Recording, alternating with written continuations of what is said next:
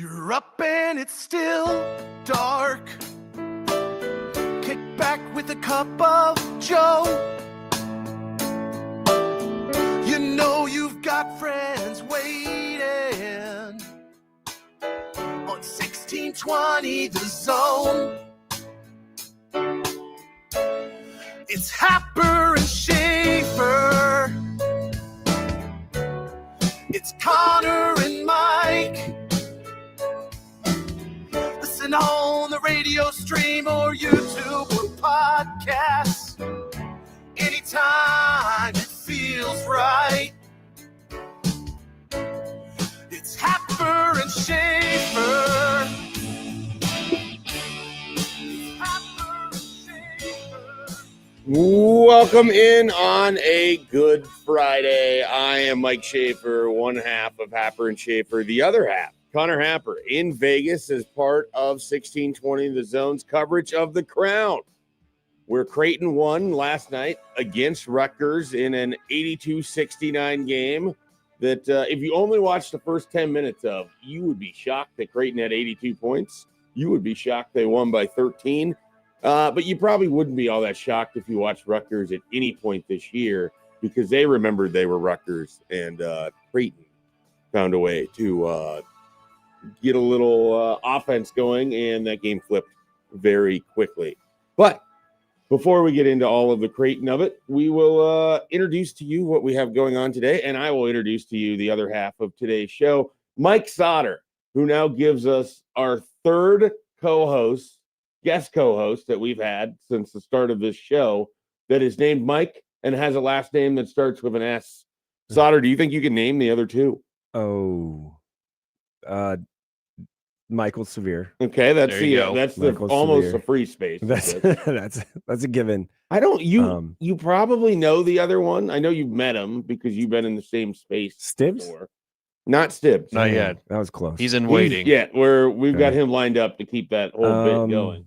I don't know that. Michael Snow, Cowboy Channel. Oh yeah, extraordinaire. Michael Got it. Snow has filled in for me. He's filled in for Happer. He's going to be on some College World Series shows, he tells me. So Michael Snow also has been part of this. But Mike Sautter joining here as a guest co-host on 1620. He says he's done this before. It was a long time ago. So he's going to have I think it was Severe and I did. Okay. He's going to have to get back on the horse. You filled in for Damon, one of those. I think so. Maybe, yeah. He just wandered away. And nobody I'm not knew. sure. I can't remember. I've filled in the morning show for sure twice. And I believe was for Damon, and I don't remember the other time. Okay.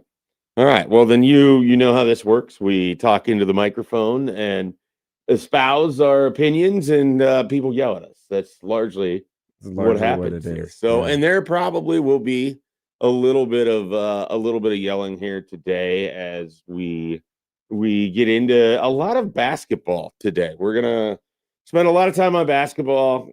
Mike Sautter spent the winter covering Nebraska basketball, but he's well versed in all three teams here in the state, and so Feel good about it. We'll have conversations about all of them for the most part, and obviously we'll be discussing Creighton's Crown win. Joey, you informed me that you did not Yes. make it all the way through. Your Crown could- experience was abbreviated.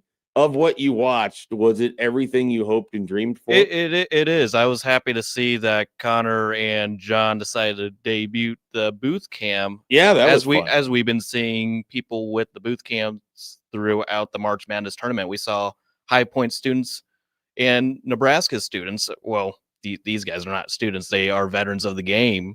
But I didn't see a whole lot. I heard there were some good things out of it. I know Bruce Rasmussen talked with Connor and John during the long, lengthy pregame because that Stanford West Virginia game went to overtime. Did you watch the end of that? Inexplicably. It was ridiculous.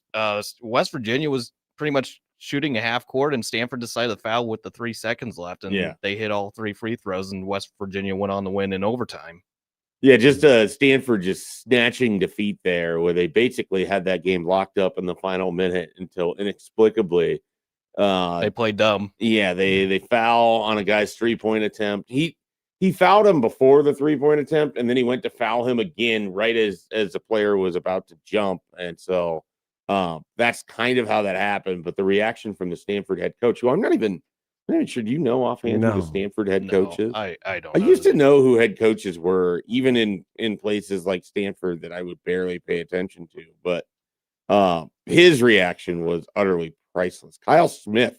Yeah. Do we know who Kyle Smith is? Do we have any idea of what his track was? I don't.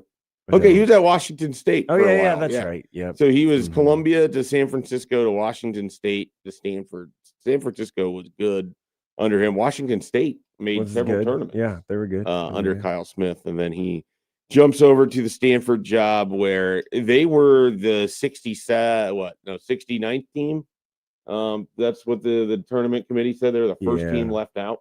So they not even Auburn, who's making a run in the NIT. Well, Auburn's going to win the NIT.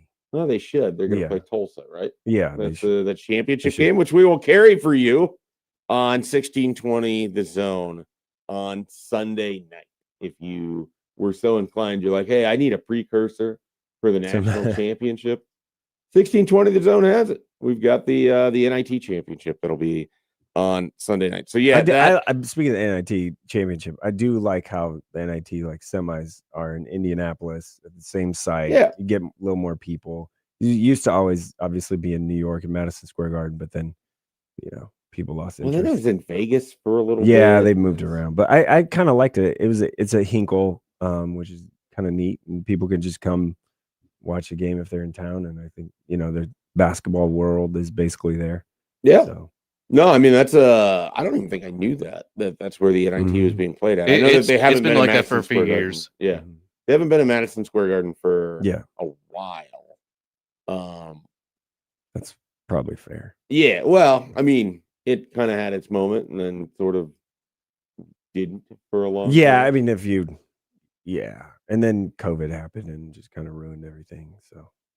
That sentence gets said a lot. It's just one of those things. Had to pivot and adjust. Well, it's okay. It's just I'm just saying it's one of those sentences that we will use a lot in society in the next 5 to 10 years, and then eventually it'll just sort of been this thing that has happened that I don't know, move on, but doesn't really take up as much of your space in your brain. Yeah, but it is a very big delineation of life before it and life after it. Oh yeah, for me, there's no question, but nobody wants a COVID conversation today.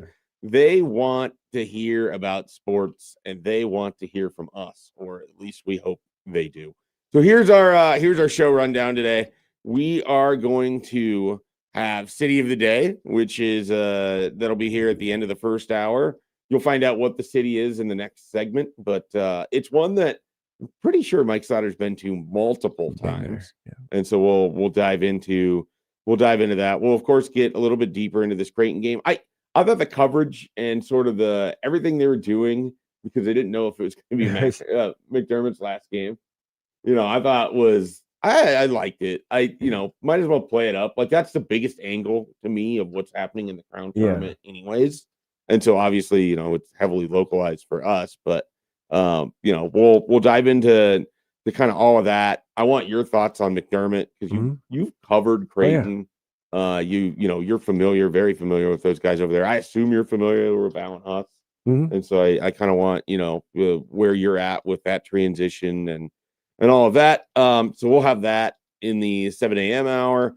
We are going to get Sarah Baker Hansen today. We had a phone mishap yesterday, but she'll join around 7:30. We'll dive into the sandwich bracket she has going on. I want to know from her what makes a good sandwich, like not specific ingredients, but like what about the flavor profile or whatever it is. You're a big turkey sandwich guy.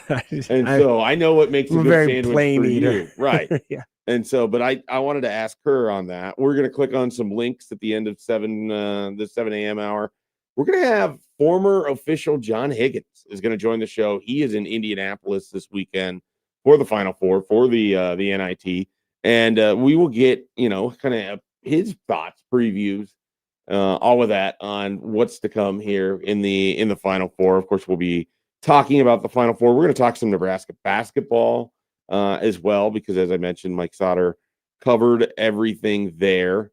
And we, of course, on Fridays have our friend Jake Sorensen, who, you know, I don't know where we'll go with this one. We caught up with him in the hours after Nebraska's loss to Iowa last week on Friday. He didn't actually walk from Houston to Lincoln, so he's a liar on Twitter.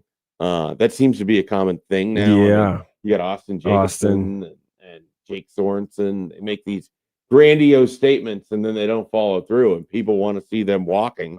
Austin's or pivoting off of the running from Omaha to Sydney. He's getting the miles in, just not, you know, in one shot. Sure, yeah. No, it was Sydney to Sydney. Or even Sydney worse, to Sydney, yeah. sorry, yeah. I mean, I don't think he needs to be held accountable for it because he did a terrific job in pretending to be hacked. Yes. So I feel like that absolves Austin Jacobson of it. I don't know what, if anything, absolves Jake Sorensen. So that's your rundown He's a today. Dolphins fan. That yeah. Well, you guys can discuss the battle for what is the opposite of supremacy. Yeah. The battle for the cellar. The Really battle for dumpster fire. Yeah, You can really ask bad. Joey where if you want to know when the Jets play a specific team in the upcoming season. Our guy Joey puts together his schedule. He puts together a full NFL schedule, and so he's. I don't know. What would you say your accuracy rate is on this, Joey? My first year at doing this was about 20%. Then it's just gotten downhill. Oh no! And Wow. we've got a leak on parts of the schedule already. If you want me to share that, we're hearing rumors that the Cowboys are playing the Ravens in Brazil in week 3. Okay, all right. Which that's what I predicted. So there we go. So they're already trying to steal my thunder.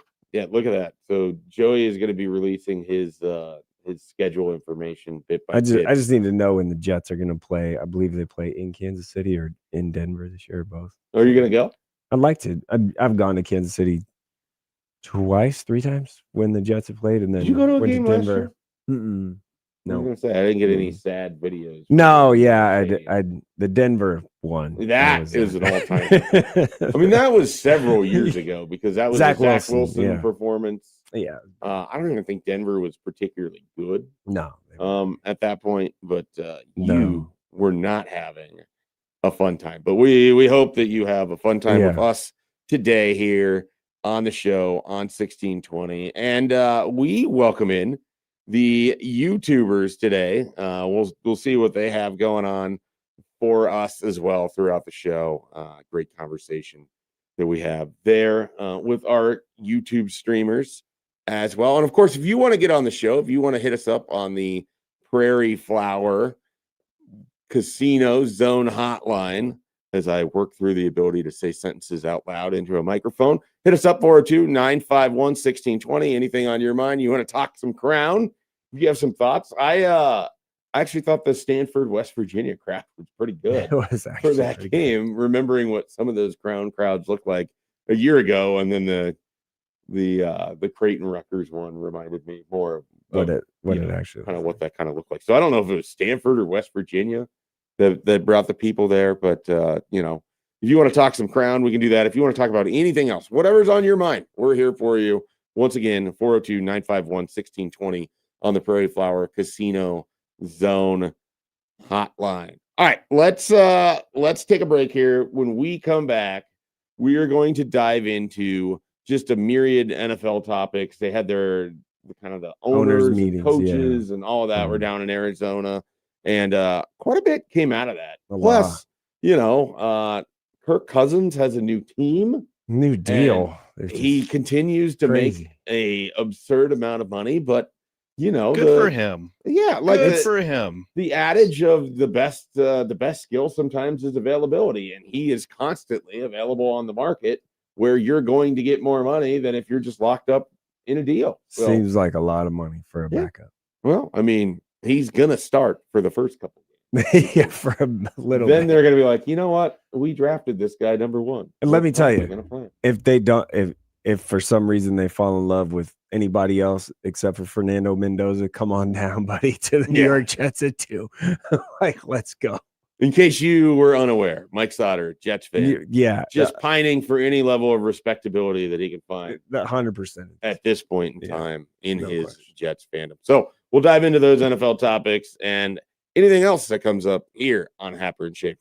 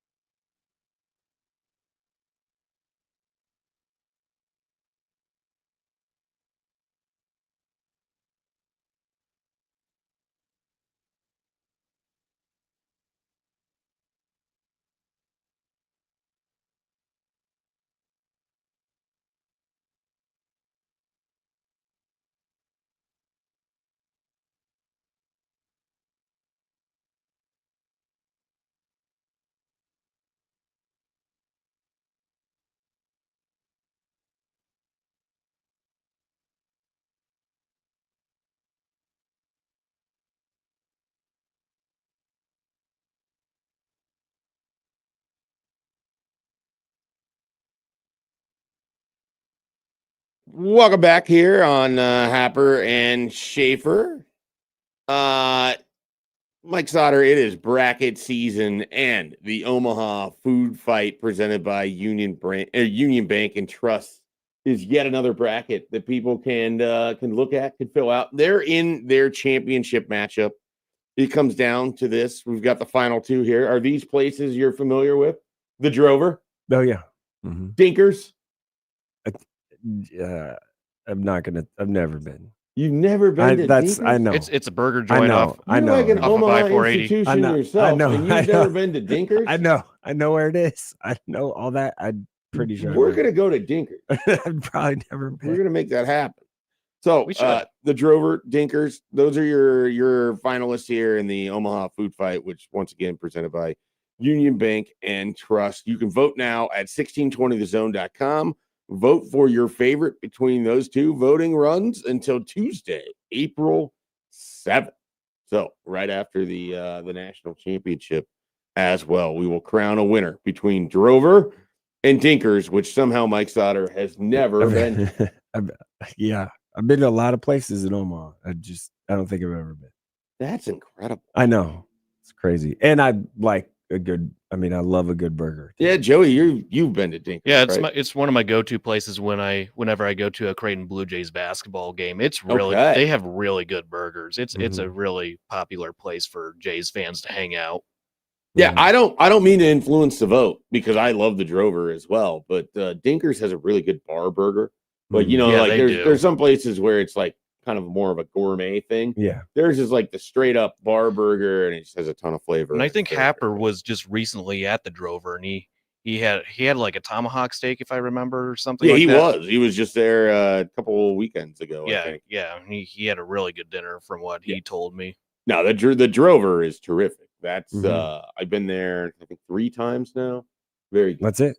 Well, Oh yeah, you're linking. I'm just now getting used You're just to now in all of Omaha. Anthony Calandria's favorite meals Yes. here in Omaha, the Yeah. food city of Nebraska. He loves Omaha food. He does But- love Omaha But food. it's better than Lincoln's. And we love Omaha food as well. We also love the NFL. You and I I text do, and yes. talk a lot about the NFL, which is when I look on it, I have a lot of like media relationships where the NFL is a big part of it. Yeah. There's you, there's Josh Peterson, there's Michael Severe, there's other people as well. But like, a lot of conversation about the NFL. And it was a big week for the NFL with everything they had going on with NFL owners and the meetings. And, you had all the news that sort of comes out of that. Let's start with the most annoying of these stories. And of course, that is my guy, Aaron Rodgers, who just simply can't ever give an answer. He just constantly needs everyone to wonder what he's doing at all times. And then when it hits fever pitch, he'll finally or actually, when it seems like he hasn't gotten enough headlines, he'll pop back up and Say need something. And it feels like this is a good topic here because we have Joey, who somewhere in his heart. I've dealt with this for a long time. Somewhere I in have a his heart- love-hate relationship. Yeah. He still very much loves Aaron Rodgers, but he also has been on the other side of it. I don't know if it's a hate relationship or just like this wasn't at all what I wanted or got what I wanted from Aaron 100%. Rodgers. Yeah, And then you had to watch him have it not really be all that different with the Steelers, but overall they made it to the playoffs. So then they had that entire experience in their game against the Texans on Monday night that is not going to go down as one of the great playoff games of all time. Yeah, my opinion of Aaron Rodgers is he's one of the best quarterbacks of all time. Not one of the best humans of all time, but a great quarterback. And I'm jaded because I was obviously very excited when he joined the New York Jets and was going to be the quarterback, and then basically just burn the franchise to the ground, which is hard to do because that franchise is not great and hasn't been ever. And then he goes to the Steelers and does his thing, and basically the same quarterback. And now it's just too much drama all the time with him. And like when he joined the Steelers, there's a couple Steelers fans that I know, and I was like, good luck with that because it's not great. So Yeah. You know, he's great, but dude, at this point, like we shouldn't be hanging on your every last breath to see if you're going to come back and be the quarterback of the Steelers because you know, age is a thing and body is a thing and all of that right now. Right. And I mean, like there's just points during the season where you can just see like he can't physically do what they Right. need him to do. Right. And it just, you know, it limits the ability that you have to win a football game if you can't make certain throws or, you know, Correct. you're not effective in pushing the ball down the field or whatever else it is. Now, the Steelers still managed to win, and it wasn't a particularly great team. Now, they also reached the playoffs because that poor Ravens kicker missed like a 34-yarder or whatever it Yeah. was. And even getting to the playoffs did not save Mike Tomlin's job. Yeah, At that Pittsburgh. as well. Which True. it seems like that was a you know, everybody needed something different at that point in time. Yeah, the Tomlin thing was like, all right, time is up. Like Sure. it's not. Yeah, it was just kind of a thing. Okay, so that actually opens a little bit of a window here. Your coach is Aaron Glenn. If that shouldn't work in year 2, and there was some talk that he might be out at the end of year 1, is Tomlin someone that you would be interested in? Hell yeah. Like it, no question. I feel like he's got to be the most attractive available coach in the 26. He's gonna coach next year. The 26 coach. He'll be in that cycle for sure. And there's no come on down, please. Yeah. Like whatever I need, whatever we got to do. Yeah, I really like Kevin O'Connell, but if for some reason they had to go hire someone and Mike Tomlin like cut his teeth in the Vikings organization and then left from there to go be the Steelers head coach, and I know the Wilfs have always kind of been like, and they love Tomlin. Yeah. And so for whatever reason, I don't think it would happen after this year, though. I think O'Connell is about as safe as it gets. Yeah, he's good. He's a really good coach. You know, I'd rather that. But just thinking from your perspective, I mean, if it's not working with Aaron Glenn, I mean, that's a heck of an upgrade. Yeah. Relative to, you know, the general coaching the Jets have had over the years. Yeah. You know, be another culture a leader shift in the room. We'd have another culture shift because we have one of those every 2 years. Terrible. You know, it's gonna fit. One of these Wait, there'll be a day in my life. In my life as a New York Jets fan, there will be a day. There will be a time that they will make it to the Super Bowl. I don't know when it will be. I might be closer to dead than alive, but it'll happen. And I mean, they've been to the AFC Championship. Yeah, they had back-to-back years, Yeah. 2009, 2010. Yes, and Surprisingly. I was looking at Super Bowl tickets. One of them was Miami. I was looking at flights and everything. Yeah. My wife and I have an agreement that should the Jets ever make the Super Bowl, we're going no matter what. Like if I have to take out a second mortgage, or if I got to do, doesn't matter. You will physically go to the game. Yes. Wow. Yes. Man. Absolute 100%. Love that commitment. I appreciate the commitment. That's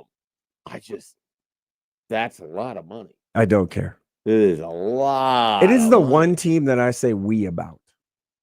It is my we. I get it. I don't have another we. I also think if the Jets are going to get to the Super Bowl, there's going to be a flock of Jets fans just flooding into that stadium. Well, there'll be a lot of bandwagon people too. Well, and prices are going to go skyrocket because it's New York.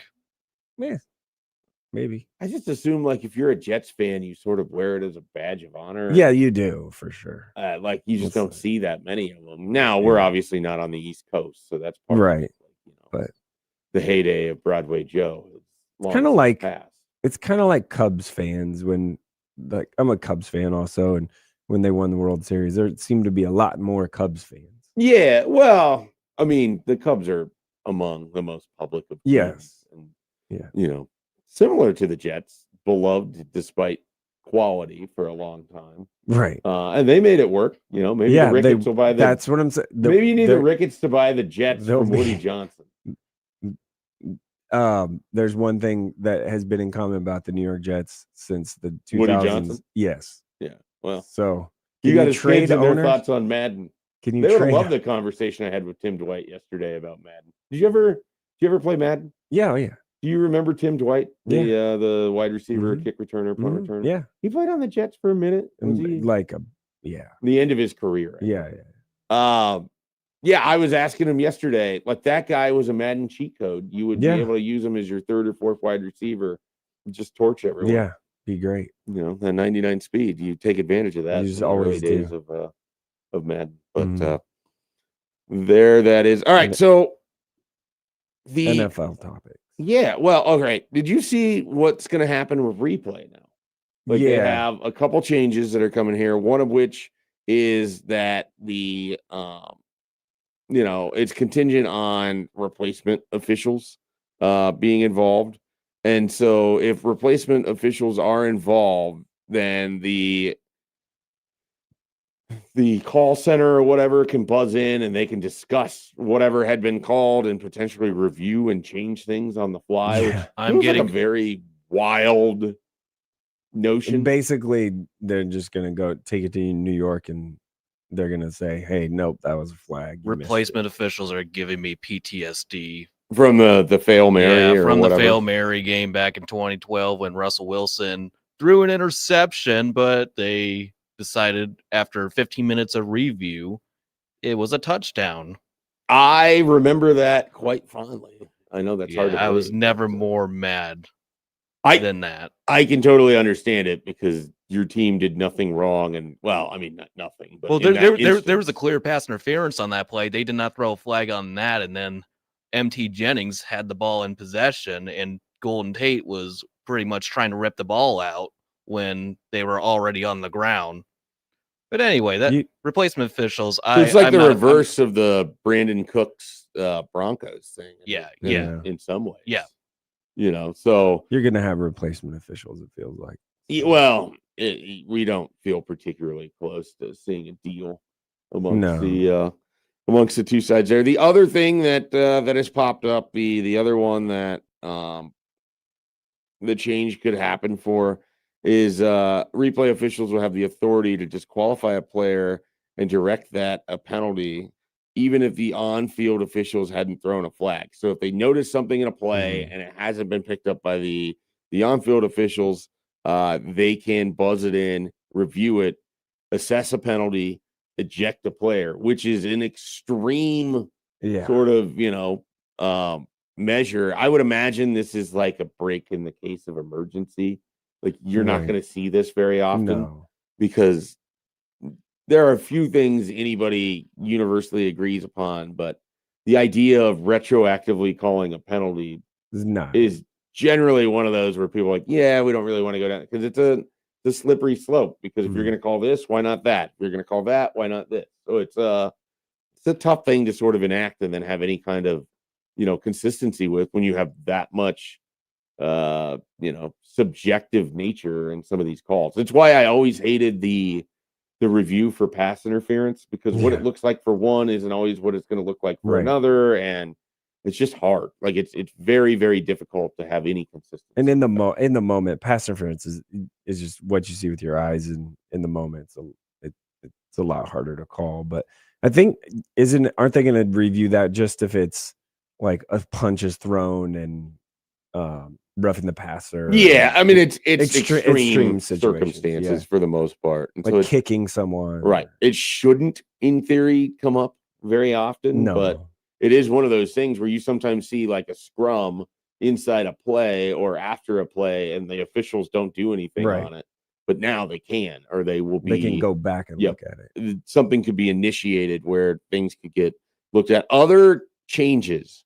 You remember how some teams, if they were kicking off at the 50, could just kick off out of bounds, take the penalty, and just avoid having anything, kind of go against them with that. That's been eliminated.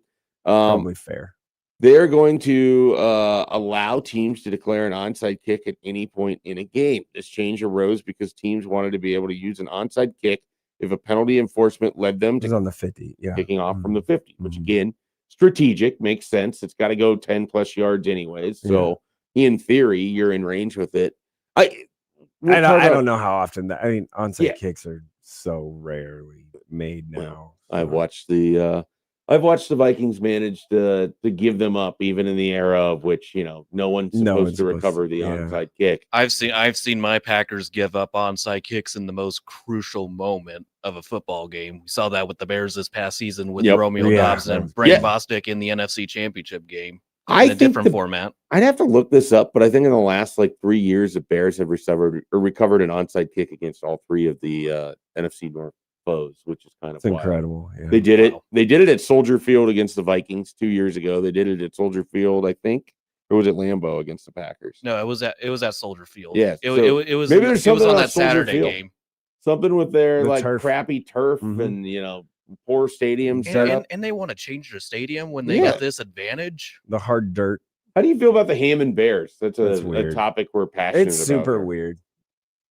It's super weird. It's fun. We love it. It's We're fun. very on No, board. yeah, we're it'd on be board. like it's like people have an issue with Kansas City with moving to, I guess Yeah, it's still Western Kansas City. It's just Yeah, a it's different state. way Yeah, it's a but different it's also state. way It is out. a very different part of Kansas Yeah, City. yeah, it's not even close. This is like you might as well. You're not called the Chicago Bears. It's just Yeah, they're the playing Hammond Bears. Yeah, it's basically playing in Champaign for the 2 years that they did. It was more acceptable when they played Yeah, in Champaign than right. if they end up literally in Hammond, Indiana. Yeah, Which it nobody sounds had like. heard of until the Chicago Bears were looking at a site there. What else do we have here?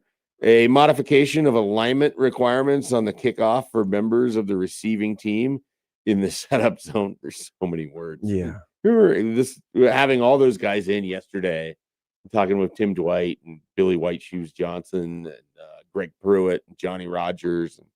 And, They're just like, let's return kicks. well, and it's I'm asking them what's different? No, everything. Yeah, Everything is different. it And is. some of them were it'd be even better as a return man in some ways now because guys are lined up 1-to-1, and so Right. it's not You'll see lanes nearly better, yeah. as you can pick your lanes maybe a little bit easier. Your spots are harder because of the way people kick now and the high kicks and everything else. But in terms of the potential for big returns are there. We saw that a few times in the NFL this year, but Punt returns are really hard though in the NFL. they've gotten very good at it. Yeah. Very good at limiting the punt returns and limiting everything else. So those are some of your rules changes that's going on. One of the big things that's still being discussed hasn't quite been enacted. Curious where you guys are at on it.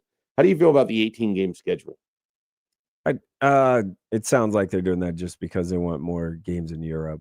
They want more. Yeah, games it's in all Europe. international. It's also Yeah. it's also money. Money. They're trying to decrease the amount of preseason games you Right. want. Which Well, I is think fine. I'm the fine with stay, they'd be at 20 total, but it'd be 2 preseason games. Is that about right? Right. Yeah, 2 preseason games, 18 regular season games, and if everybody should be on board on this, but a second bye week should be included if they Yes. decide to go into that format because you're asking the players to do a whole lot in. But I don't think that's a universally held thing yet, right? There's not a guarantee that there would be the second bye week if they go to 18. Isn't They that still should. kind of being debated? It should. I think it's being debated amongst the NFL owners, but Sure. the consensus for a common fan or player would be 2 bye weeks Yeah. should be the norm if they want to add another game. I'd always think I'm one of those people that thinks that if you play in Europe, you should have a bye week the next week. Yeah, Like you should just because your body's got to because adjust. there's certain teams that will go to London and they would have to play a game right Right away away, after yeah. that. I think it's only applied for the Madrid game, the Munich Mhm. games, and Brazil. I'm not too sure what it's dependent on some of the teams in London. Yeah. How many international sites, Joey, are there going to be for 2026? 2026 there's London, that's one. There's Paris that who's hosting an NFL game for the first time. Yep. Australia as well, Brazil, Germany, and Madrid, Mexico City as well. So 7 different Eight? seven Is different that eight? sites. There's 7. or somewhere around there. There's a lot of games. There are a lot of games. I mean, Mexico City's not that. I mean, No, but it's still, yeah, it's out of the country. well, and all it's that stuff. different, the elevation and everything. Yeah, the a little bit Australia different. one, you definitely should get a bye week after that. Yeah, but they're not going But to. yeah, That's it's a week That's one. wild. It's a Thursday week 1 I game. know. It's a mess. I would assume whoever one of those teams will play a Monday night right off. Yeah. That. Yeah, You that would that think. actually makes sense. That would. You have a mini bye. Well, are they going to do, Joey? Do you know? Are they doubling up on Monday Night Football games again? So they are going to go away with the double headers Oh, because the no. fans don't like it. I'm hearing rumors that they're not going to bring back Fowler, Riddick, and Orlowski for the second ESPN crew for Monday Night Football. Well, they're getting rid of the doubleheaders anyway. They're just going to stick with the one game, which I think is good. In my opinion. I kind of like the doubleheader. I like it, yeah, because it, here's well, my you thing. just have an East Coast and a West Coast. Here's my thing on this. I'm fine with like the actual doubleheader. Like there's one game that gets done and then you start a new game. The two games on the same time, I'm not a fan of, because there's certain times of the game they're gonna just throw on the double box when fans don't really want that, and it's just gonna be hard for fans of their respective teams to just watch their favorite team do whatever they need to do to win. Yeah, no, that's fair. I like when it's separated by a couple hours. Like it starts, the second half is going in one, and then it kicks off. And I was good with that. I was good with the doubleheader. But usually, I think I'm pro just more football on weeknights. I think it's really what it comes down to at this point in time. Like that's what it's turned out for me. But so another place where games will be played, but not until 2027. The Jaguars, who I constantly just complain about on this show because I don't understand why there's a professional team in Jacksonville. They won't be in Jacksonville a whole lot. They'll be playing some home games in Orlando during stadium renovations. That'll be in 2027. And that has made Orlando the city of the day this week on Happer and Schaefer. So we will discuss Orlando and everything we know about Orlando when we come back.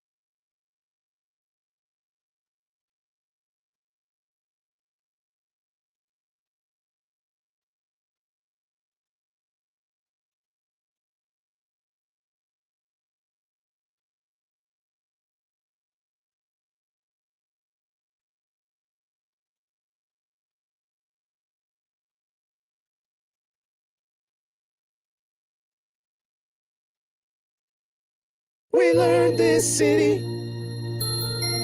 We learned this city on Happen. Schaefer learned this city. We learned this city on Happen. Schaefer.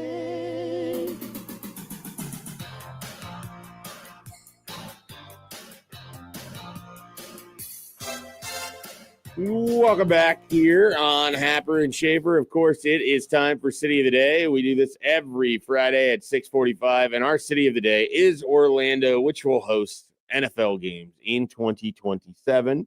Orlando, a place I've only been to, well, I've been a few times, but really only spent considerable time once, and that was when I covered the Capital One Bowl when they didn't even have to go to a replay to kick out Alshon Jeffrey and Alfonso Dennard for throwing hands in the end zone of that one back when Nebraska lost to South Carolina. I don't have a ton of affinity for Orlando because I spent a week on International Boulevard, which is not a real place. It is just total fantasy land. Prices are – I was getting 2026 prices in 2012. Wow. When I was on International Boulevard. So I am not the guy for Orlando, but many people are. It is one of the biggest tourist destinations in the entire world. I mean, 70 to 75 million visitors That's a lot. annually to Orlando because it has all of the theme parks, Walt Disney World, Universal Orlando Resort, the SeaWorld Orlando, all of that is there. 2.7 for the metro population, only 320,000 for the city population. Seems about right. I don't remember how the city sets up because I just remember spending a week on International Boulevard. We only really left to go to the high school where they were practicing at, or to go to go downtown to the actual Citrus Bowl for the game. But I spent just the rest of my time in this place that's right over by where the Disney and Universal are. And so you have all the bars and the restaurants and everything. But like I said, it just was not, it's by no way representative Orlando, but it's the Orlando experience that I have. You've been once. One time last summer. Yes. One time. I was on a charter bus thing. So I couldn't tell you how to get where we got or anything like that. Cause I wasn't paying attention. Just got off where we were, but yeah, Universal Studios, super fun. Did that multiple times, and did the Volcano Bay thing, water park thing, and was there for. I think we're only there for like 2 or 3 days. So, yeah, flew out of Orlando. Airport was fine, nice. It actually pretty solid airport. Weather was great. That seems like a place where you're going to have a good airport, though, when you have 70 to 75 million people coming in per year. Joey, I forget, is Florida a state that you have been to? Yes, I've been to Florida. I flew into Tampa for vacation a long time ago. We stayed over at Treasure Island Beach, just alongside the Gulf. Okay. But that was my only experience over there. Didn't do a whole lot, just relaxed. So you never got inland to Orlando? No, never got inland towards Orlando. Did not take Interstate 4 up to the corridor to Orlando for any of the amusement park action. I wouldn't even go to the amusement parks. I don't really care for all of that stuff. It's not for me. Yeah, understandable. Orlando, besides having the Orlando Jags in 2027. Future home of Emmett Johnson, maybe. Yeah, well, it's a possibility. It's a real possibility. They have a running back. They have the Orlando Magic, which, growing up good. as a product of a kid born in the late 80s and then living in the 90s, the Magic were a very popular team for a short amount of time when they had Penny Hardaway and they had Scott Skiles and Nick Anderson and Horace Grant and that guy named Shaq as well. And then now I feel like also NBA Jam, you always played. You played NBA Jam, you always played with the Magic. Because Scott Skiles could shoot it. Scott Skiles could shoot it. In that game, yeah. Well, he can still shoot it. No, I know. I'm just. But I feel like no one really ever talks about the Magic. They did have, what was it? Dwight Howard took him to. Yeah, he took them to the finals. that one year. Lost in 5 to the Lakers in right. 2009. They're in ninth. They're in ninth right now. Yeah, fighting they're for their playoff life. Yeah, they there- clinched the play Suggs in. is there. Jalen Suggs is there. Weren't they supposed to be better than They were ninth, though? supposed to be, so. but they've been plagued with injuries. The Wagner brothers are on that team. Paolo Banchero, he was hurt for some time. They got some good guys on that team. I know the Celtics had to deal with Orlando in last year's playoffs, and it was a very tough 5-game series, if I remembered. Is there any chance the Celtics get them again in the first round this year? There's a possibility if they somehow get to the 8 spot, because they're not going to get the 1 seed. They would either get the 2 or 3 seed, but if they get the 2, they would just play the winner of that 7-8 game, which it's kind of a toss up at the moment between Philadelphia, Toronto. Then you got Charlotte, who's been on a heater. Atlanta's been on a heater, but I think they're going to avoid the play in. But yeah, it's anybody's game at this moment. Desmond Bain, highest paid player. Yeah, on the Desmond team. Bain's on that team. I don't even know. I don't know if I know who that is. He used to be on the Grizzlies. He's Genuinely one of those not sure I know who that is.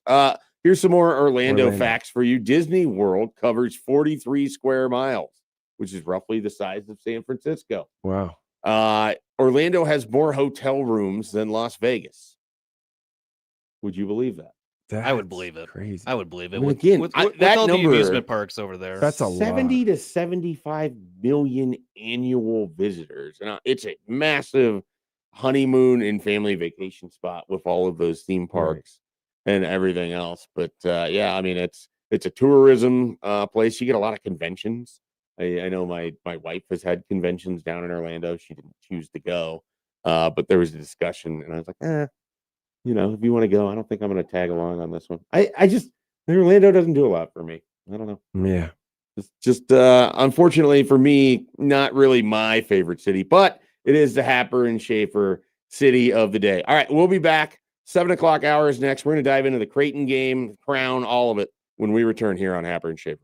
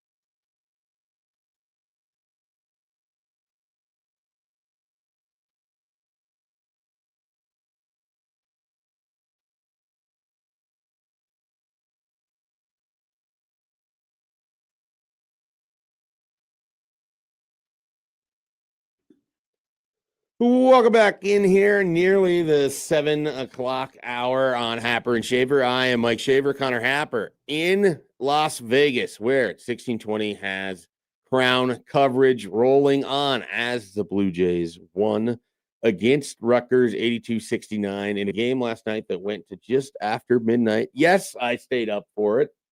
Yes, I let Mike Sautter know that we would be discussing this. I think you might have watched it. I watched it. Yeah, I was gonna watch it no matter what. Yeah, you're I don't want to say Creighton guy because I don't want to give the wrong impression, but you're very familiar with the program. You care about such things. I like. It might have been McDermott's last game, so you were going to be locked in no matter what. And I know this guy that we have on the Prairie Flower Casino Zone hotline was locked in last night. Now, he did tell us he might need a nap in order to get to that game. But old man Doug, what'd you think of your first Crown experience involving Creighton? I was tempted to turn it off during the first 5 minutes. That was, as was I. That was probably as good as Rutgers has looked for a stretch this year. Time. And it reminded me of some of those Creighton games where they just never got stops defensively in the second half, like Georgetown, or there was one against Providence. I think that was that way. But it looked ugly at the start, and then it flipped, and it's like, oh yeah, Creighton's going to take this. They were the better team coming in. They were certainly the better team leaving. Yeah,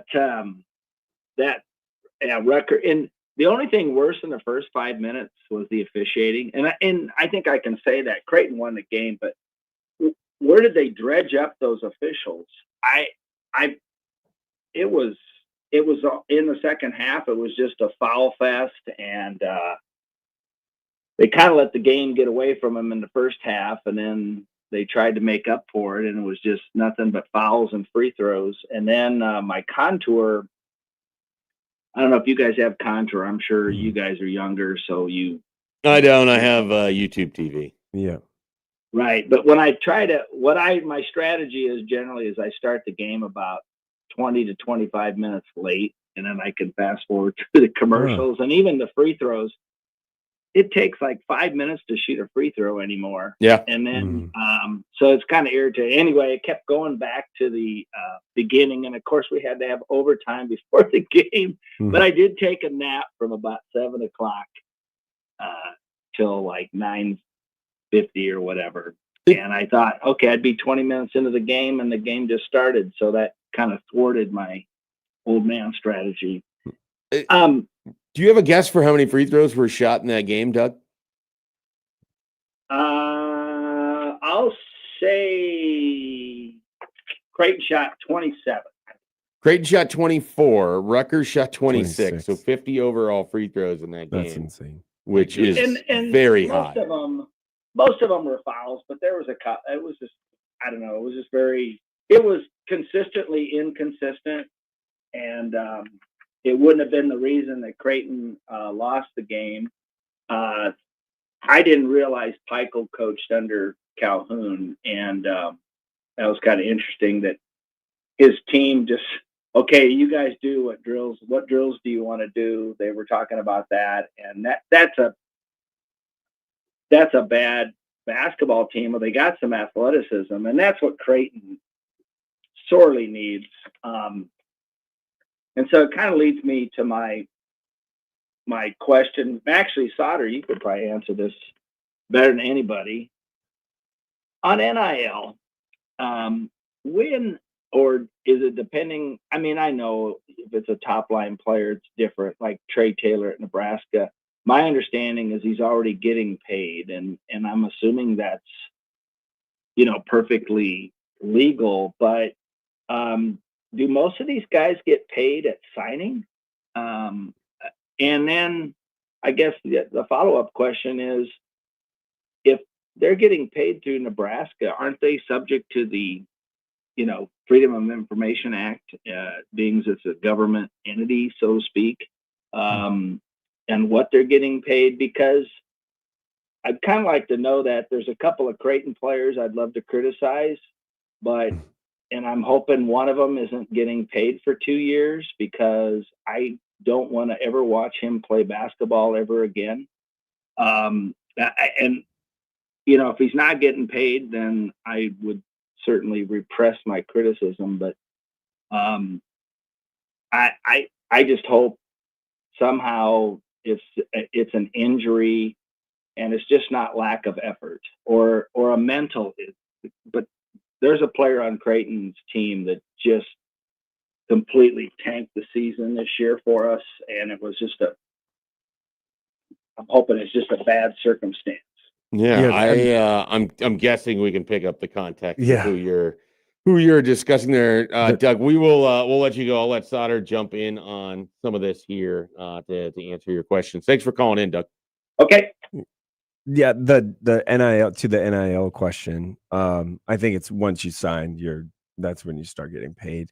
I think every structure is different. Yeah, everybody's contract is different. Every player's contract is different and has different things assigned to it.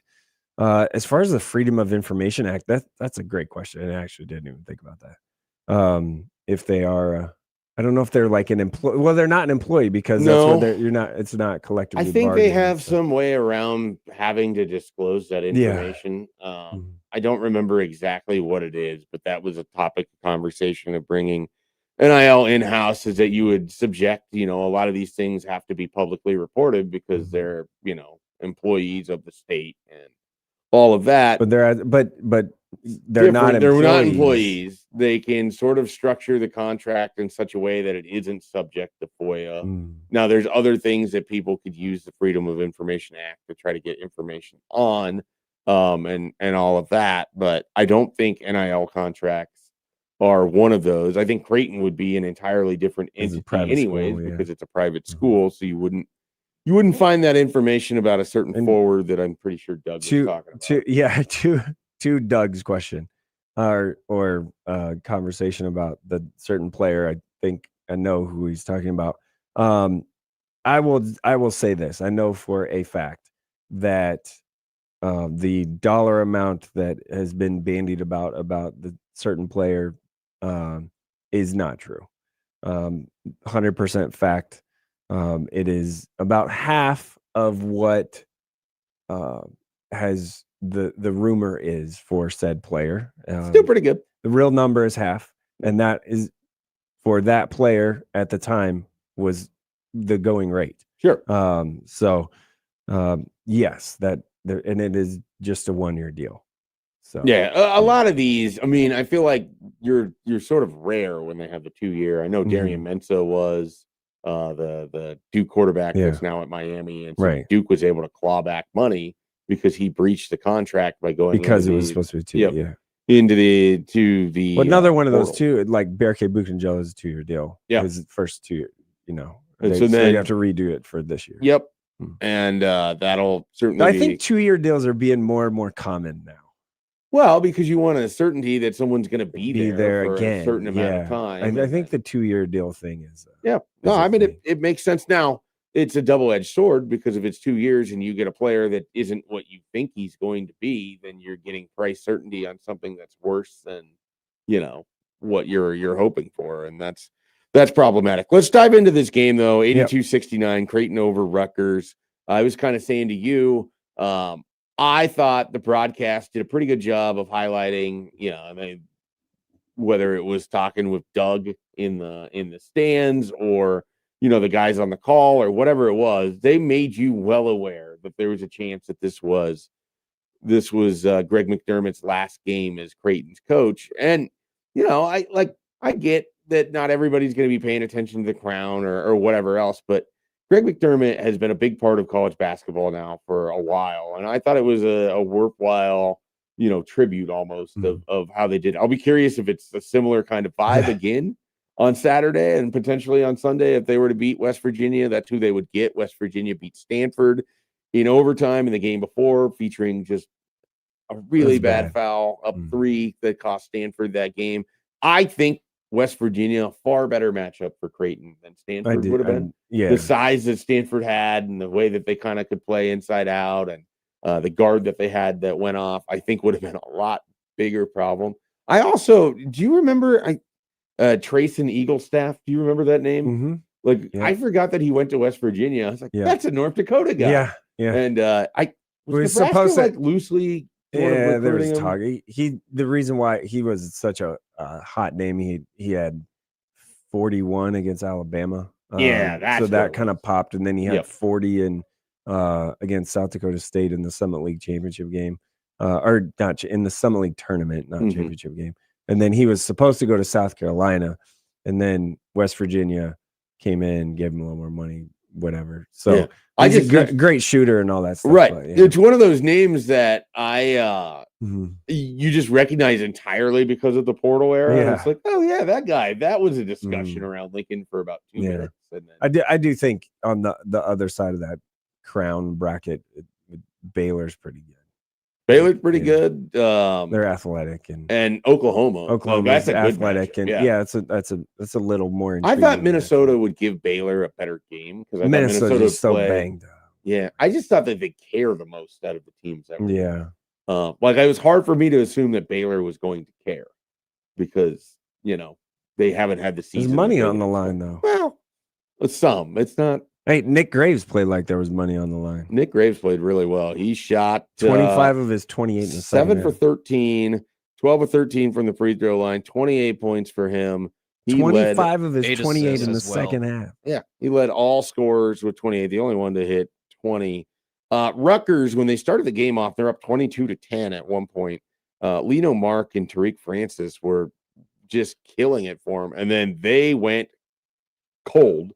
And basically, Rutgers had no one else that Tend was to able do that. to Yeah. score at that Yeah. point in time. It looked like at the beginning of the game, it looked like there was a complete mismatch athletically, and then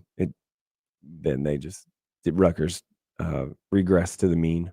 Rutgers regressed to the mean. A bad. So one of those things where people I've run into are like, hey, what do you think of, because Creighton fans have had no reason to watch Rutgers, and Mhm. what do you think of Rutgers? And it's like athletic team that can't shoot. Mhm. And then of course they make, I think, their first 2 threes that they took, or 2 out of their first three threes. They that ended up took. 2 of 14. Yeah, and that's three. exactly where you would expect That's them what to they be. do. Yeah. But of course, you hit those early, and it's like, of course, you tell people that they're a bad shooting team, and they're going to go have a good night. They didn't. They regressed to what they were. So is there anything in the game you want to get to specifically? Because once Creighton kind of took control, it was pretty much what it was. I mean, they got to the free throw line a bunch. Nick Graves particularly was 12 of 13 from the free throw line. They took advantage of that. They took advantage of the fact that Rutgers just sort of fell asleep defensively at times. Like, you just let guys stay open.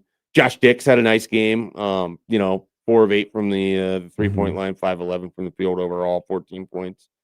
Jason Green played well. I would imagine out of everybody on Creighton's roster, he most appreciated the long break between games. Yeah, well, he was banged up. So He's been banged up. He's been banged up all November. season. Yeah. So He didn't have a shoulder brace on playing last night. So he had a nice it was late in the game where it was still kind of not in the balance, but it was probably like a 7 or 8 point game with a few minutes left, and he got inside the lane, barreled in, just took a guy right off his feet, got the charge, the end one. So Jason Green was playing pretty well late last night, but I don't know. There's a lot. The bench points were key, a little more depth, and Creighton's had. I mean, they've played everybody all year basically. Right. So Yeah, they've had to. Mix and match lineups, trying to do whatever you Finding can, sparks or whatever else you can get. Whatever it is. Yes. So I want to ask you about McDermott though, specifically, because like I said, you're familiar with this staff, this team. Were you at all surprised that he decided to step away after the sort of year that they had? I guess, were you surprised that there's a part of this where it's like everything would have made sense had he just chosen to leave last year. Right. At the end of the Kalkbrenner run, you kind of bookend your entire career with 2 great players and your son and Kalkbrenner and what they've meant to 2 that of the program. greatest ever in Creighton history. Yeah, I mean, Happer thinks that they're the 2 best. Yeah, I with all respect to Paul Silas and everything else. I mean, yeah. For me, they're there, and it's Corver and those 3. And if I had to pick a 4th to make I guess that's the most notable. That'd one. be my Silas. My wife would want Ethan Rogge included because that's her favorite. That would probably be a part of the Coach Mack team, all Coach Mack. Yeah, from his 16 years. No That'd doubt be, about that'd it. be an interesting topic. But probably for a day I'm not here.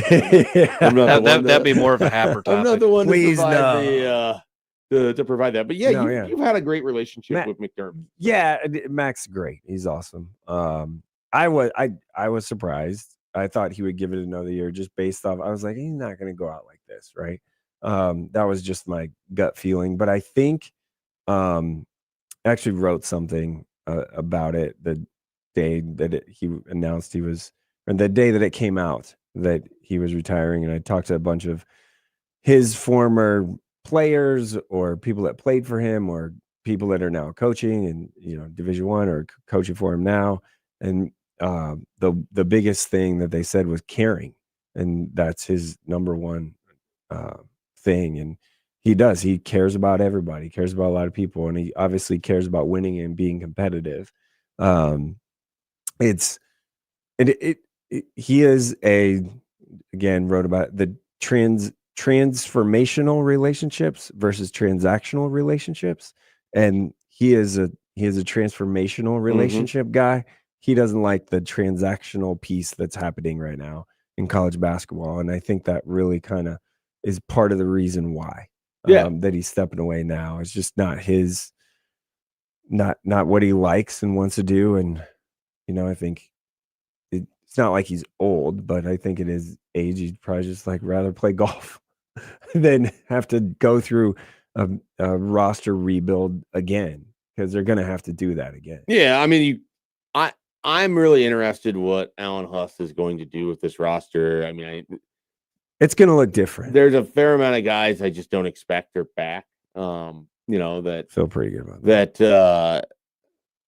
Maybe you bring back to see what they are, but it might be good for a reset for a lot of people that are involved over there. And then there are certain players where it's like, if you're a Creighton fan, I would imagine you want Hudson Greer return. Yeah, you want him. You want to keep him. Yeah, I just feel like he had such a weird year. It was from the last time he was in Vegas and was he's playing and he's having a 15-point game, and I don't know which team they were playing. They ended up losing, but he's playing really well in his first career game.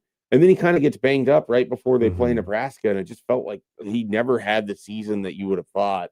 And he's someone that I think is a pretty capable player, so you want to keep that around and develop it, with what Huss is going to do. But the rest of that roster, I just think there's so much potential for change. And then if you're Huss, I mean, kind of probably want to put your own stamp on it. You kind of want to move off of sort of the stench of this season. Is that fair? Yeah, that's fair.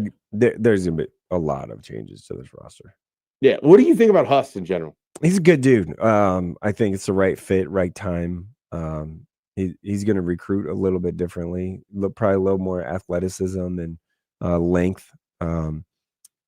Obviously, I don't think as much focus there won't be as much of a focus on the 3-point shooting aspect of it. Now they're still going to recruit those people and want that, but that was even the thing, like with Jaden Kuhn, who decommitted from Creighton and then now is committed to Iowa.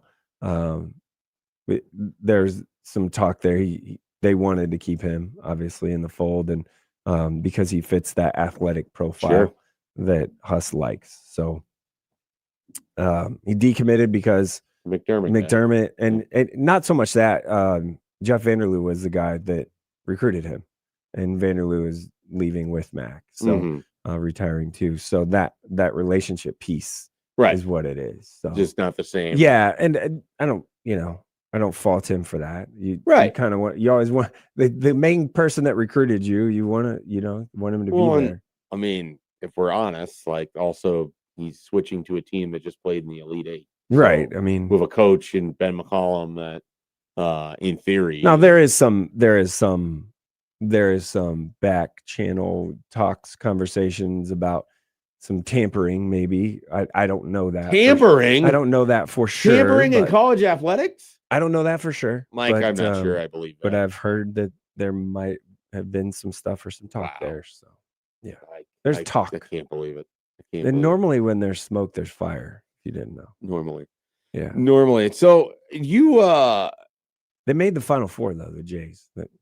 the Crown final. Yeah, they're in the Crown Final Four. Do you think they will make the finals? They get West Virginia. Yeah, I think they It'll beat West be- Virginia. Yeah. Joey, do we know what time that is going to be? 3 It's o'clock. going to be at 3:00 on It's at 3 Fox. o'clock. We'll have all the coverage here at 1620. We're going to have a Blue Jay shoot around, I believe. Yeah, it'll start at 1:00 with Austin Jacobson. Yep. And then Blue Jay overtime.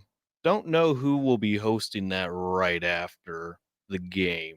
Yeah, but that's still TBD. Yeah, I think, that 'cause, is- Matt will be celebrating his birthday weekend in Chicago. Yeah, he might will. be Mike Schaefer hosting that. I have been approached before, and it was determined I that mean, I may not be the right You person. are a Jays expert. You are a Crown expert. It's I am a Crown You are a it- Crown it- expert. it's a perfect fit. You'll probably show up for Blue Jay overtime with the Crown on, talking Crown basketball. You know, if I didn't have my family Easter on Saturday, I'd consider. There's I'm no gonna- way. There's still I'm a gonna have watched the championship on game either Sunday. way, so That's true. But you know, like, I might as well hang out and take calls from Creighton fans accosting me about how I'm talking about their team. So well, yeah, I know that'd be fun for It's a you. real possibility, but Be a I good have time. a family Easter, so I'm taking my name Oh, out of the running on that one. All right, let's take ourselves out of the running on this segment, and we will come back with Sarah Baker Hansen as we discuss the Omaha food scene. She's got a sandwich bracket that's up and running right now. We'll find out who's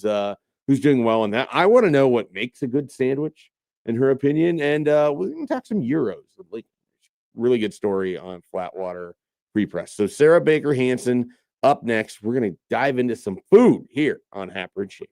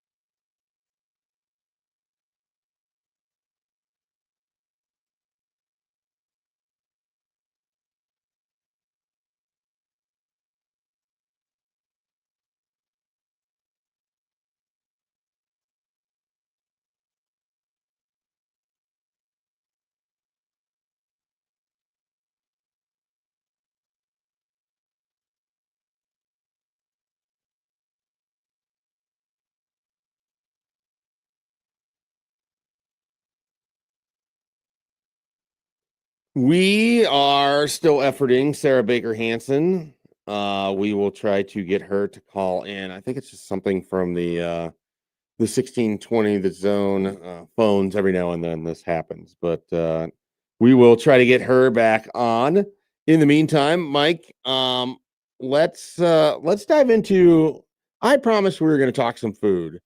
I know you like food, and I know that you are you're a food guy. You got your Omaha spots. Hit me with what's a place in Omaha? You haven't been to Dinkers, but what's a good spot for you in Omaha? Where does Mike Sautter like to go? That's like an Omaha spot, not like some chain. Yeah, it's hard. I don't. Well, we just had it last night. Oscars is great, so went to Oscars last night. It's always good. We're big fans of Oscars. Wings are always good. I will tell you. Did not know this before we went there. Me and my family, but Thursday taco night at Oscars is $2 taco. It is a steal. Like that's cheaper than like Taco Bell. I mean, it's a steal, and they were good, like nice real tacos. So that, and they had $3 margaritas last night too. Yeah, those were good. All right. You're a big Marg guy. I don't mind them. Like once you start, it's hard for you to move off of them. Yeah, it is. And then let's see, that's probably one of my go-tos. A go-to local spot. I'm a steak guy too, so I do like a nice steak. So like a Drover is always pretty good. Like I gotta admit, I received a text, and the text was, Mike Sautter is a food guy. That's hilarious. Yeah, well, because I do eat like a 12-year-old. Yeah, you have a very specific. My palate is very specific. Very specific palate. Yes, very specific palate for you. All right, let's shift gears a little bit. You're the high school sports guy around here. People know you. They see you at all the high school events. Mm-hmm. They recognize, Mike Sautter is out and about, at the game of the week. Yeah. Often. To 4 games of the week, actually, on Monday and Tuesday. So you're now in like the point of the year, because like it's pretty common to see you at the basketball, certainly over the winter, and then football Friday nights, Thursday nights, in the fall. Where do you spend most of your time in the spring? Where, like, are you soccer, baseball? Yeah. Oh, soccer, baseball, the combination of the two? Yeah, baseball, soccer is the majority of my time. They really should have. The NSAA should make soccer, baseball, and NSAA should be a sport. Yeah, that would be sweet. I assume you played that as a kid in recess. It's like, well, isn't it stickball kind of? No, soccer, baseball is you just roll the ball and then kickball. Yeah, I mean, we called it soccer, baseball. It's kickball. And there's some different rules. We also had a mat ball. That was a thing in Columbus as well. You put the mats down, and those were your bases. There was 4 of them. Like once you started to run, you could never go back, so you had to advance to the next base. So wow, you could throw the ball to get people out. So it was like a combination of dodgeball, kickball. Yeah, I mean, look, these were called the names. Kickball. These were the names that I was given with. It's called kickball. Kickball, you throw and you hit someone. If they're running, they're out. So walk me through what does the high school baseball scene look like? Well, Lincoln East, I think, is pretty good. So they're clearly, I think, the number 1 team at this point. And then it's a hodgepodge, like your Elkhorn South, Miller North is actually very good. So I do think Miller North, Lincoln East are in Class A, are the 2 top teams right now in high school baseball. Prep is in that group. Millard South's in that group. Millard West is kind of coming a little bit. West Side's actually coming on this year pretty well in Class A baseball. So let's see, Lincoln Southwest is also good. That's Class A. Class B, Scut. I would encourage people, if you can catch it on the right day. Bubba Day is the pitcher. He's was committed to Tennessee, now committed to Florida State. Throws in like the low 90s. If you can catch him pitching, that's just worth your time to go watch him. Okay, because he's that high level prospect as far as a pitcher is concerned. Scott's good, Norris is good, all that. Class C is in baseball is your same usual suspects, I guess, is Central City, Centura, the Colonels. Their hat mascot is fantastic. I don't think I'm familiar. You need to, yeah. So them, and then Malcolm's in that mix. Adams Central out of Hastings is probably in that mix a little bit though too.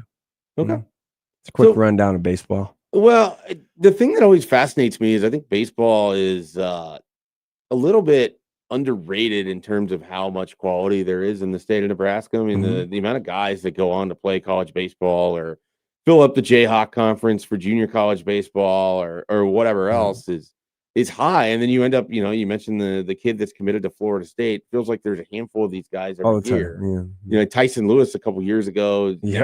now like the number 2 He's real prospect close. in the Yeah. Reds organization. Mhm. Already had He was so much fun to watch. Yeah, Like, he he was so outstanding fun. year last year, and so I think he's now an A-ball. Kim goes all killing it.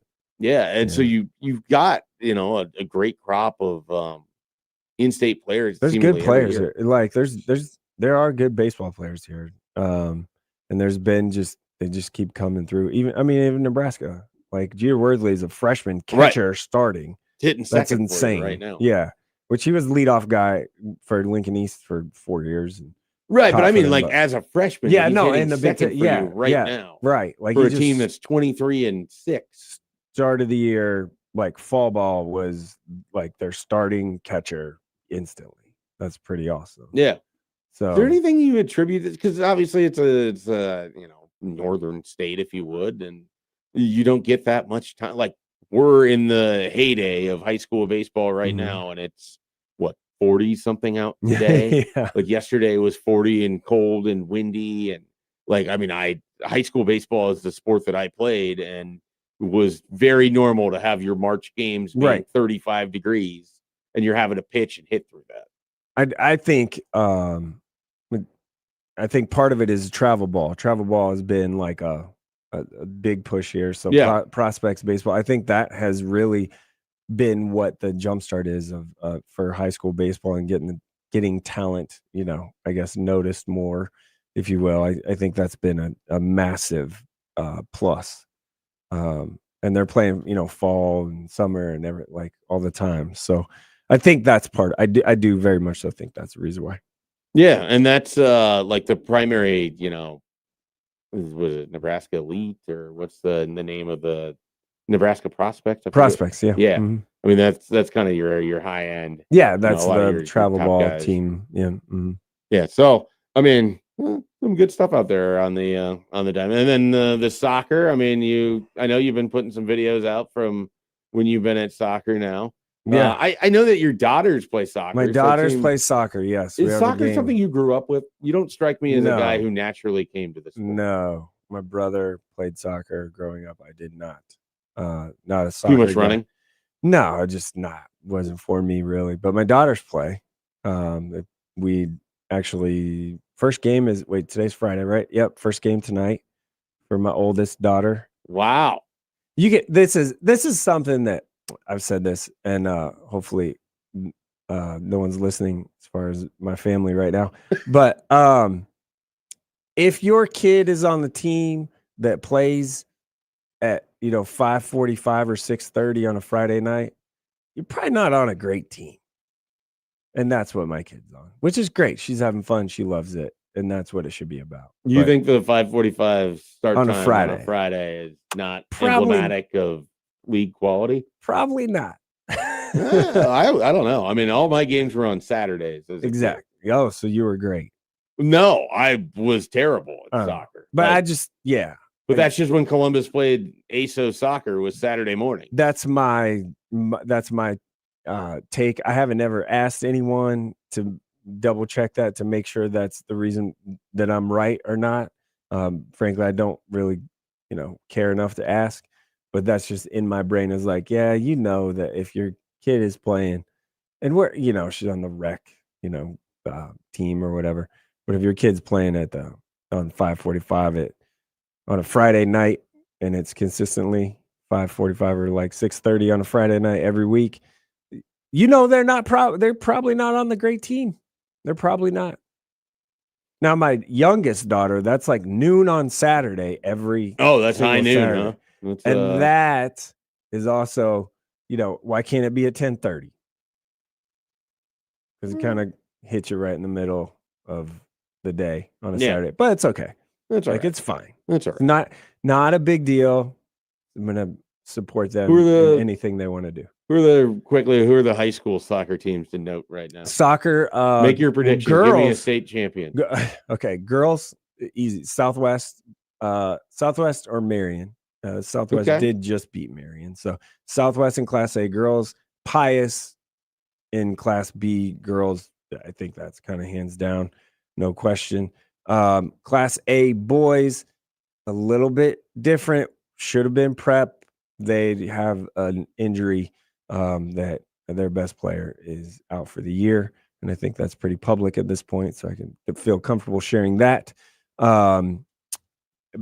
Now that changes a lot of things. So that could be like your Lincoln Southwest is in that group. Omaha South in that group. West Side Prep still in that group. So that's there's kind of group jumbled together, if you will. Papio South had a great year in boys soccer, and then girls soccer. In A is like I said, Southwest. So in B, boys is top of my head. Why can't I think of this? Oh, like your stereotypical teams. Like your Schuyler is way good. They won it last year. Lexington, Scott, Gretna. Yep. That kind of group. The usual teams. Yeah, usual suspects in there. All right. Well, that was a prep report. Yeah. Mike Sautter here. It's my favorite time of year, actually. Spring sports. Love it. You getting yourself Super ready excited. for state track? All those inspiring T-shirts that you see walking around with the great quotes and we have the tie-dye. We at Herd Ass Sports, we have other people that cover state track. I do show up for state track. Like my friend Rico. Rico, maybe he's a track guy. He's a track guy. Probably see Austin. He gets mad when I give my track opinions, which are not pro track. So I focus more on the baseball soccer. Okay. Now I will. You're winning that equation, by the way. I will show up to the metro track meet and things like that. But just they're also those state tournaments are also at the same time, like literally the same days. So we kind of spread things out. Divide and conquer. No, yeah, makes sense. All right. Well, we are going to take a break. When we come back, we are going to hear the headlines from Joey and Mike Sautter, who will determine what story we're going to learn more about here on Friday on Happer and Schaefer.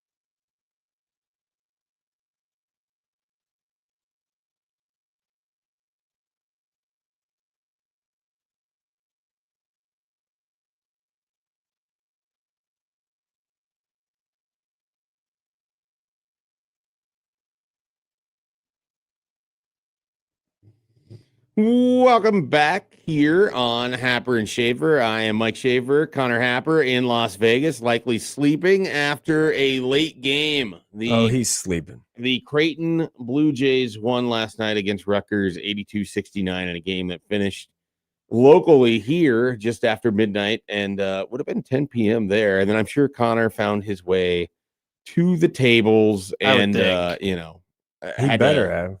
had to, get a little roulette, little blackjack. Hopefully not the video blackjack. He played video blackjack with People do that.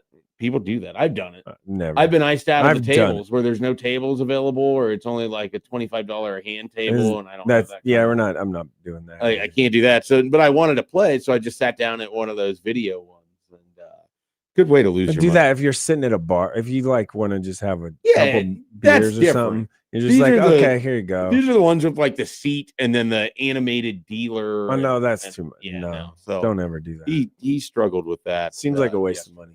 It's a good way to donate your money to the wonderful businesses in Las Vegas. All right, Joey. Do it. In this segment, Mike, we have Joey read us headlines, and then we pick which story we want to learn more about. Okay. The first headline is woman wanted after incident in Kanawha County chicken coop, deputies say. Now, do we know where Kanawha? It's got to be Florida. Kanawha County might be. I think. I was hoping it was Wisconsin. It's West Virginia. Or West Virginia, yeah. Oh, that's not surprising. You know about West Virginia. I lived in West Virginia. I almost lived in there. Morgantown, right? I lived in Charleston. Oh, okay. I almost made Morgantown the city of the day because they played in the Crown last night, and I thought that's where you had lived in West Virginia. My only West Virginia experience is in Wheeling, which is that little tip. We made a pit stop at a random park, and I was on a playground set with a little tall grass in the mouth for a little bit. My sister wanted me to take part in. There you go. But anyway, second headline: hiker's dog lost in a wild New Zealand forest, rescued by a helicopter after strangers' fun search. Which one do you want? You want the chicken coop or you want the dog? I think the chicken coop. I think it's the chicken coop too, but I wanted could go any different way. Yeah, well, it can go. It can go really. Yeah, I'm very. It can go some ways. I looked at it. It's pretty interesting. Joe, you want me to read this? Yeah, go ahead. I know Michael Severe doesn't want me to read. That's not very nice. Shout out Michael Severe. All right. I have an awful ad filling the entire page. All right, here we go. A woman is wanted by Kanawha County deputies after an altercation Tuesday in a chicken coop. The incident was reported at a residence on Big Sandy Road near Omaha, where a man and his daughter were residing in a chicken coop, claimed a woman. Anna Graves allegedly threatened to kill them. The woman told deputies, I'd say Graves, it's Groves. The woman told deputies Groves attempted to enter the coop while she was sleeping and threatened her. In response, the woman stabbed Groves. Deputies said that they were later made aware that Groves was at a Charleston hospital where they spoke with her. Groves told them she did not threaten to kill the woman, but intended to beat her blank over money that was allegedly owed to her, the news release said. Groves had been charged with felony burglary, and a warrant has been issued for her release. Deputies said no charges have been filed against the woman in relation to the stabbing. Anyone with information is asked to contact, of course, the Kanawha County Sheriff's Office. All right, so basically an altercation in a chicken coop where people were living. It sounds like so. You have that. My dad. That was not as. That was not it didn't what quite I was go how we wanted. That's what happens with the headlines, though. You get the headline, you click on it. You never know. My dad would tell me that one of the first houses that he grew up in Columbus was actually just a chicken coop. A chicken coop that had been, redesigned for the purpose of a very tiny house in which he and his brothers and my grandma lived. And so I never knew if I could believe it because my dad was a bit of a fibber. He liked to embellish things. And so but my grandma has backed him up on that in the past. So I don't know. But I guess people live in chicken coops every now and then. Aren't they really small though? They can be. I think it sort of depends. And then obviously if you're just looking for a place to sleep. Okay, this altercation definitely happened in a holler, which is basically the West Virginia way of saying a county road Mm. or a dirt road. Yeah, Okay. they call them haulers. What do they call that? I don't know. You live there. You didn't learn the parlance? Probably, I'm thinking it's because like, oh yeah, I live in a holler. But I would do the accent, but I'm not, from there. How long were you in West Virginia? A couple months, about 4. Enough to tell you didn't want to be there anymore? Enough to know that it's very stereotypical.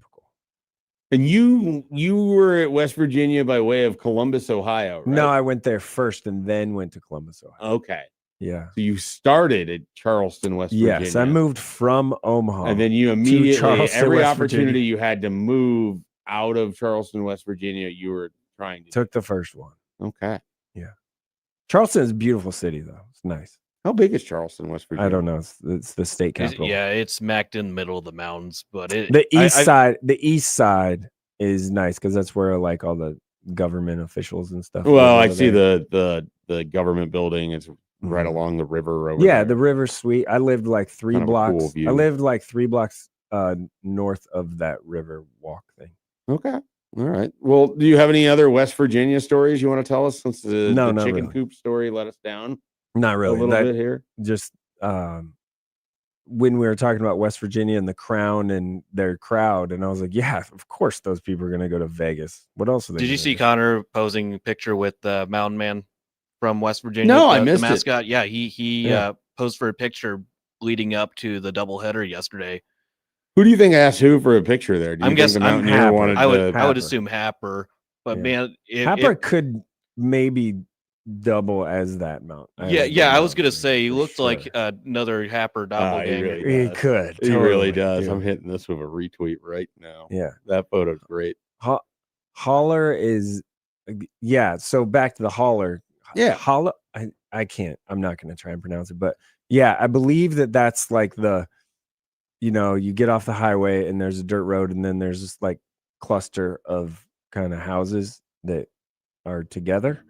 Down a dirt road in the mountains. That's what I believe it is. That's what a holler is. Yeah. That's HOLLER, right? I think so. Or just A at the end. I don't know. Holla. I live in a holler. Okay. I had an employee of mine that she lived in. I said, I asked, where do you live? I live in a holler. And I'm like, what is that? And then she kind of described it, and I'm like, okay, so it's kind of just a dirt road. Have you ever like fed a chicken? No. You never been around a chicken coop or chicken? No, not really. No. Barn animals. Eat a lot of chicken. Have you ever been in a barn? Yeah. Okay. Yeah, at least see one at a Come on, petting like zoo. not like as part of Vala's or something. But No, like an operational farm. Yes, my Well, I asked my about the chickens, mother's- and you acted like it was the most insane thing you've been asked. My mother's family is all farmers.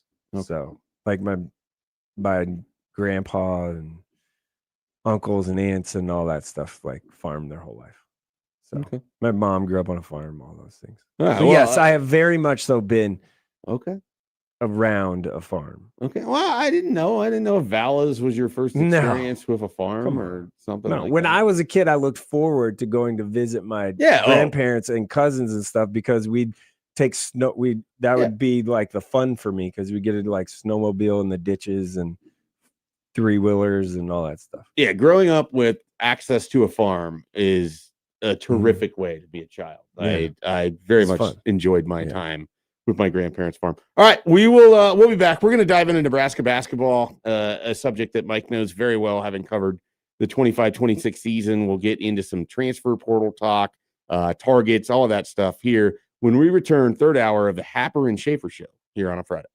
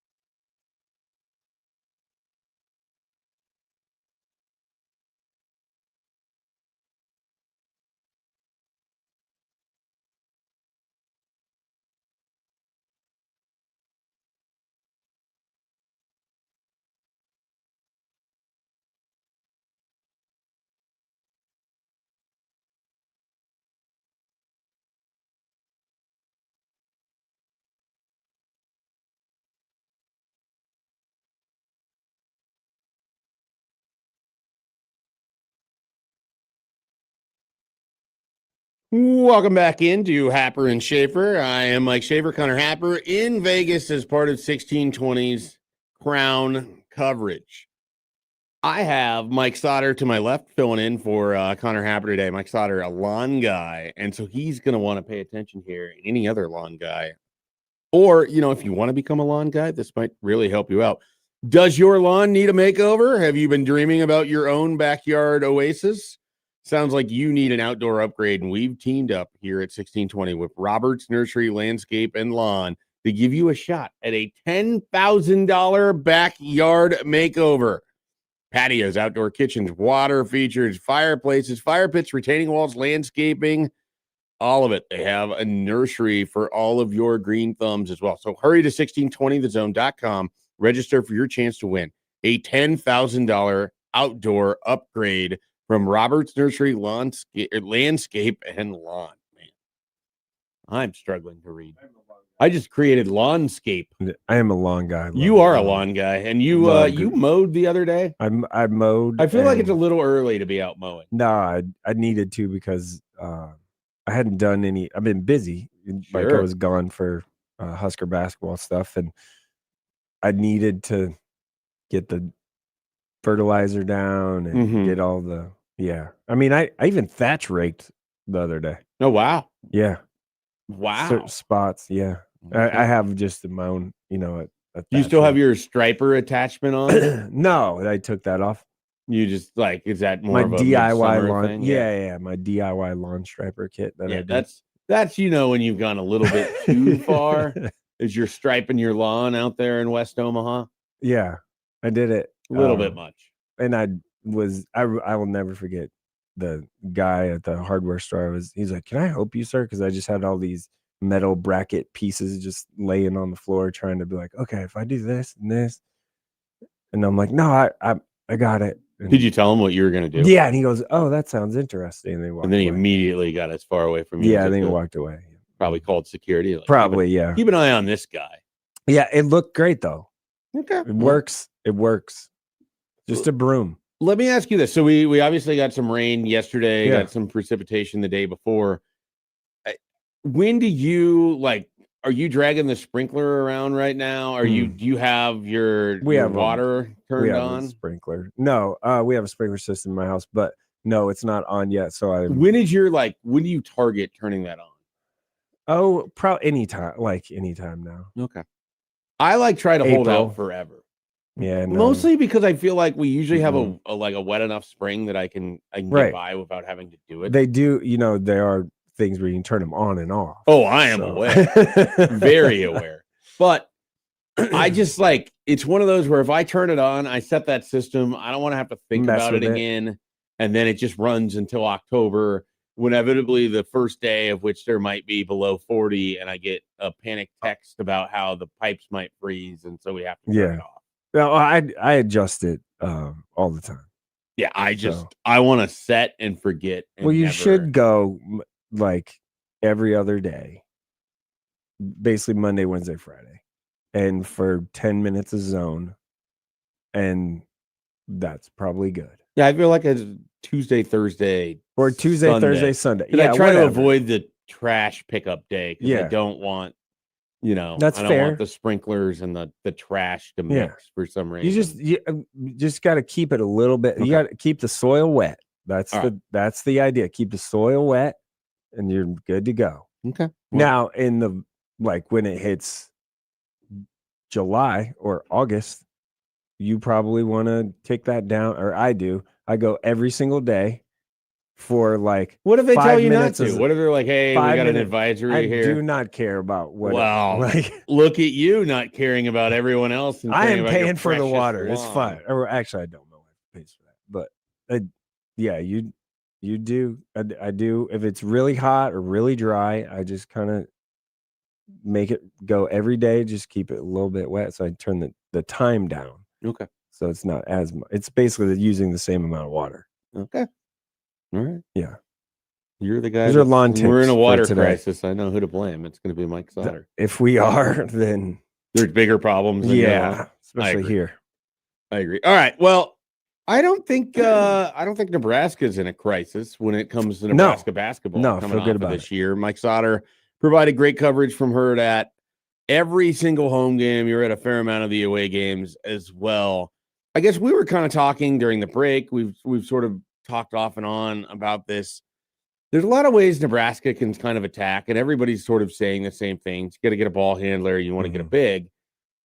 Both of those are pricey out on the market.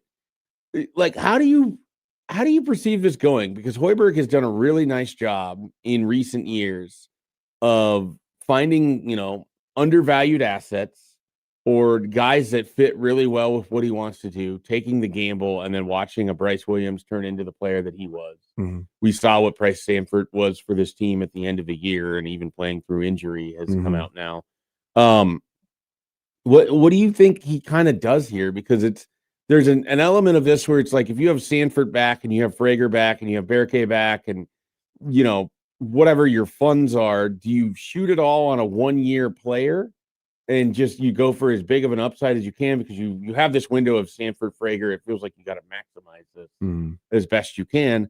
Or do you continue to try to find the guys that maybe have a 2-year window and you work that direction? What do you think they end up doing here? I think you strike while the iron's hot, if you will, and I think you kind of go big because, well, one, you're going to need for sure a ball handler needs to come in, maybe 2.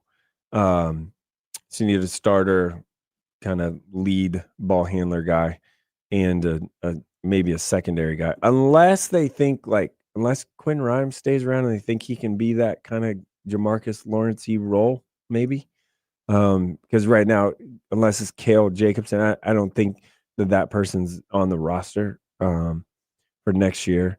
And then obviously you have to replace Ring Mast and a center and even a backup post player, unless Oogie with the back thing, like if he comes back, which is, I don't know, like sounds like promising that he comes back, but at what is the price going to be? Right. All that kind of matters. What value do you put on that? Well, and then can you take that risk after he missed an entire year? Yeah, it's hard. Hard to. And if you do, you're like, okay, we'll have you back, but like this is going to be the price, and it's going to be less. Yeah. And it's paid a decent amount for him to play one game. Right. He played New Hampshire. Yeah. That was his game. Right. And he, it was okay. It came off the bench, whatever for that. But so you have that piece. So you definitely need a starting 5 because I don't think you need, Berkay coming back. They're going to have to obviously pay him probably a little more too. Obviously Bryce Sanford, got to pay that guy more. Braden Frager, you're going to have to pay him more. So everyone that's the cost of doing business and being, a Sweet 16 team. It just costs more, which they're going to have more budget obviously this year. So, I don't know the exact number, so I'm not going to. Where would you spend up between the ball handler or a 5? What would you rather? I think those are, well, I think for the going rate market, I think you're probably $1 million a piece for those 2 play for your starting kind of post 5 and your starting lead ball handler, initiator of the offense. You're probably at $1 million. So, I mean, is that a piece, right? And so, and they got a major deal on those 2 positions this last year, right? And you did not spend that. Nebraska has done a pretty good job of maximizing the limited amount of NIL funds it's had through basketball, and they've gotten guys that have just taken less money. Well, than they would have gotten, and they got a steal for Sam Hoiberg. Sure. Like that was basically playing for free. Yeah, and you wander into those things, so you have to maximize elsewhere, right. And it just kind of makes me wonder, like, even if they get a nice bump in terms of what they have money wise, which I've heard that it's going to be a significant number. But you're still having to pay more for Frager. You're paying more for Sanford. You're definitely that's assuming you're keeping these. You guys. are definitely paying more for Bryce Sanford. So that bump, like Matt Rule talked about this, and it's like prices go up, players' prices go up, retention rate You want to keep your guys, which I think is almost as valuable as finding something. Oh, in 100%. the portal is the continuity of having these players. You gotta be able to pay that, but then also have the money to turn around and try to go find a big. Have there been any names that have emerged so far that you're just not necessarily that you think Nebraska is going to definitely end up with, but people you're keeping an eye on right now? Yeah, I mean, what the biggest one locally, and it's a local tie even too. Well, there's two. Is Trace and Anderson. If they can work that out, I see him as probably like that backup. I wondered because you have a couple years of eligibility. Yeah, he's got 2 left. You'd have to have a 2-year deal there. Right. You need some development though. That's the thing. Like, do you to play at that level? You need some development. North Dakota State did a great job of developing him and getting him better, but he still has some things he needs to do and improve on. That's a name that is in the mix and in the conversation. And then you have like a Bengat Doc is from Colorado, more of just athlete run jump shot blocker guy. Just gonna be extremely expensive. Yeah, not sure that kind of fits with how they want to play or do what they do. Really, because I think it would. I think you can space the floor in the sense that you at least can shoot it. Yeah, whether you want them to or not, it's a different conversation. It's a kind of like, but you already have kind of like if you have Oogie, like, how does it look? Because you need a starting 5, and can he be that? He's not like super strong, core strong guy, right? That like a in the vein of a Big Ten 5. So do you just kind of go away from that and do like what Illinois is doing, where we're just tall and long and everywhere? Yeah. But I don't think that's the structure of how they want to structure the roster. So, but those are a couple of names that I think are, in the conversation, and they have that local tie to them. Yeah. Lazare Houston's another name, Central Missouri. He actually was a Lincoln Northeast guy. I'm not sure his playing style fits with how Nebraska likes to play. Right. So that's another. I've seen his name tied to Nebraska quite a bit. And he'd be jumping a level. Going levels, from Central Missouri to. And he's a nice player. He really is, but he's a ball dominant point guard. Needs the ball in his hands. Which is not sure what needs a score, needs that's a splash what score. Tough with Fred's sort of style. Like that's why it always feels like you end up with more of the point forward than you do the point guard. Because your traditional point guard, there isn't one. Like they have the lead ball handler, offensive initiator guy. It's not a like point guard, right? Like it's just not that. You need a facilitator, right? Not necessarily the sort of guy who only valuable when he has the ball in his hands. And Leo Curtis could be that guy too, like for that 5 spot. Like they're probably gonna have to pay him a little bit more even to keep him on the roster. It's wild. He's promising a lot of people like him. Like in the college basketball world, they should like. If he hit the portal, he would command some money. That's good to know. So I want him back. I don't want him to go anywhere. My thing is, I'm not like comfortable. But can with he be the of, starter? Yeah, I'm not comfortable with that yet. But here's the thing: he went through all of this in the off season. You'd have time to prep him. It just feels like you'd want a backup plan. He needs to add some weight, right? He needs to get bigger, some athleticism and stuff. He's got a bright future, though.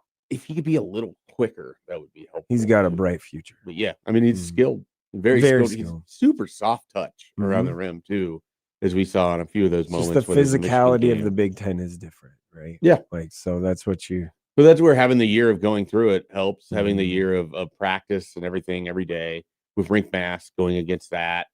That's got to help prepare. He got more physical, better as the year went on. You could just see it in his body, even just in warmups. But it's a very interesting spot for Nebraska because yes, they're going to have more funds, they're going to have more money.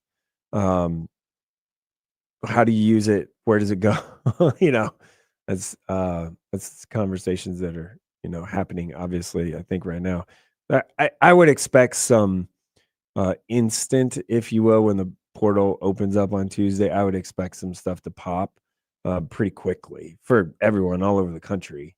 Even the D2 guys are like a Dylan Clausen who is a Creighton prep grad. that went to Washburn, had a really nice career. Washburn did a great job. Like he committed to Liberty yesterday. So that like you're seeing that there are the balls are rolling. So when it comes on Tuesday, the portal actually officially opens on Tuesday. You'll see people already having stuff done. So you mentioned Creighton Anderson. One of the things that I am like somewhat concerned about as we go through this portal run, and I know you paid a lot of attention to this league because when you cover Omaha and I believe I love the Summit League. Yeah, I believe that you know about the Summit, and so here's my issue with it though. The Summit's just down. Like the quality of the Summit is down because it's been poached so hard. And so when that happens, and then you see a guy like Creighton Anderson, very good Summit player, but the quality of the Summit isn't the same as it was 2-3 years ago. How do you weigh that when you're looking in the portal and it's like, all right, we're interested, and you did this in this league, but we also had Kendall Blue, and he couldn't play for us. I think the Kendall Blue thing, this is my opinion. I watched Kendall Blue 3 times live last season, not this most recent one. So that would have been 24, 25. Yeah. I watched him live 3 times. When he came in and the conversation was that he was going to be the lead ball handler, point guard, initiator of the offense, I'm like, no, like he can't. I thought he was just sort of the athletic slasher. Like, but he wasn't that guy. He wasn't. There was talk of like, there seemed like this talk of he was going to be the initiator of the offense. I'm like, no, that's not him. Yeah, he's off the ball. See, I thought that stopped when Jamarcus got there. Yeah, and it was like, all right, well, that's what Jamarcus is going to do. And then Blue can come off the bench and provide some athleticism from the guard spot. When they got Kendall Blue, I was like, oh, that's a great like 6, 7, 8 man. Yeah, like he's good fit, for that role. And then Cale Jacobson actually took the role. Like that's Cale, and that's fine. The Summit, back to original. The Summit still, you're just looking for attributes though, like size, right? How well they shoot it from 3, because really, if you shoot it from 3, 35%, that's pretty dang good in college basketball or any level of basketball. So you're looking at just the numbers and that. Now, how does it translate? If I was a GM, if you will, or what it may be, analytics person, or looking at all those things, I would have some sort of a matrix set up where you have, okay, if they averaged 19 points in the Summit League and shot 47% from the field and 35% from 3, that translates to this in the Big Ten, which is probably 10. Yeah, I was gonna say, it's a big jump significantly. Yeah, it's a big drop. So you probably have, like, if you're getting players from certain leagues, this is what it means to be in the big to be at the Big Ten level or Big East level, or whatever level. That's how I would kind of approach those sort of things. And the Summit is just one of those leagues where it's good basketball being played. They're primarily coached really, really well. So you're taking players from that league. I mean, look at like Markel Sutton last year. When he went to LSU, people were like, "Whoa, that's a huge jump." I don't know. He did fine at LSU. Yeah, no, he did. Like, he played. But you could also see that Markel Sutton was the most athletic player. Yeah, most of the time. League. Yeah, like Paul Jobay is going to be very interesting to see what happens there with him from Omaha too. Like, is he? He was at Miami and all that, and it's just like Omaha's a pretty nice fit for him, right? But someone is probably going to pay him if he wants to go, and like you probably take the money, right? If it just depends on how much money or what the situation is. If you feel like you're giving up a really good situation. Is a like slasher, scorer, needs the ball in his hands all the time type of guy. So not sure where that fit. Like, do I see that fitting at like a Nebraska? No, it's just the stylistically. You can't have him and Price Sanford doing the same. Right. Like, what I was going to ask after, kind of the Summit thing is it kind of seems to me, it seems less likely that Nebraska is going to have a big splash in this portal as much as it's going to be similar to kind of last Solid. year, where it's like, I all agree. right, well, I see how that fits, and I see why Hoiberg likes him, and it's like, okay, well, we'll just see how it goes. Chances are it's probably going to go well Mhm. because he's done a really nice job evaluating. They just put so much emphasis on sort of both stylistic fit, but also just like, does this guy fit us? Mhm. And that, I think, is part of the think secret culture sauce of fit. why they were so good last year. Culture fit They is going to be a fit really huge well as a thing. team. Yeah. Jamarcus, and I got told this, and I don't know, you I think covered him as a sophomore before he left. Yep. I got told the version of Jamarcus that came back to Nebraska was a much more mature, able to handle what was in front of him versus the one that was, leaving the year that they went to the tournament and lost to him. Yeah, I don't know that to be 100%, but I've heard that from a few different places. That's very fair. Yeah, I think. And then he needed to go grow up. And he would probably say that. Well, too. I think he's admitted it. Yeah, in his own sort of way. Yeah. He's like, I needed that year away to learn what I had and appreciate what I had. Oh yeah, because he actually, when he was at Rhode Island, during the, I think it was in Oklahoma City. Yeah, I talked to him. I wrote a thing on his year away and his return and stuff, and he did say, he's like, yeah, I missed it, and I missed kind of the culture piece was a huge thing for him, and he did have to grow up. He was like the leader, the vocal leader of the team when he was at Rhode Island, so it really helped him on the way back. That is one thing that people look at. Nebraska, they have this hole to fill and this, but they have more money and all this stuff. Players may be good, but if they don't fit culturally with what Nebraska has going on right now, it ain't going to work. Well, I just think they're not just going to collect talent just for the sake of collecting talent. They're not going to Fred and Nate Lenzer and Pat Monahan and Ernie Ziegler, like they're Luca, who's their GM, and he's basically the one running all this. They're not going to mess with their culture they have for the sake of that player's really, really talented. Right. Like that's just not what they're gonna do. Well, I think they just kind of learned from the experience with the year with Bryce McGowan's and Verge, where it's just like this that isn't gonna work. Verge didn't fit anything that you wanted. His style didn't fit anything Hoiberg wanted. Correct. It seemed like that was such a frustrating year for so many people involved. Correct. And then everything that's come out of that has almost been like an opposition of what that entire year was. Yeah, they're not going to do that again. Like they won't go down that road. And I don't blame them. I really don't. So now other people can do that and it's fine and works for them. But I just don't think Nebraska's like, oh yeah, that player's really good. Like, or they have a tie to Nebraska or whatever it is, or their local kid that win and all that.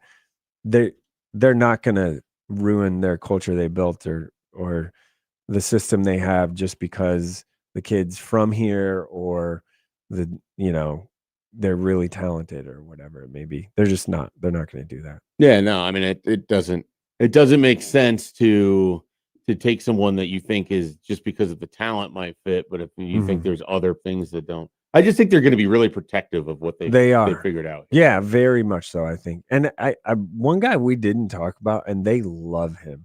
And I think it's probably, more of in the benchy guy. They love Will Cooper down there. I was going to ask about Will Cooper. They love him.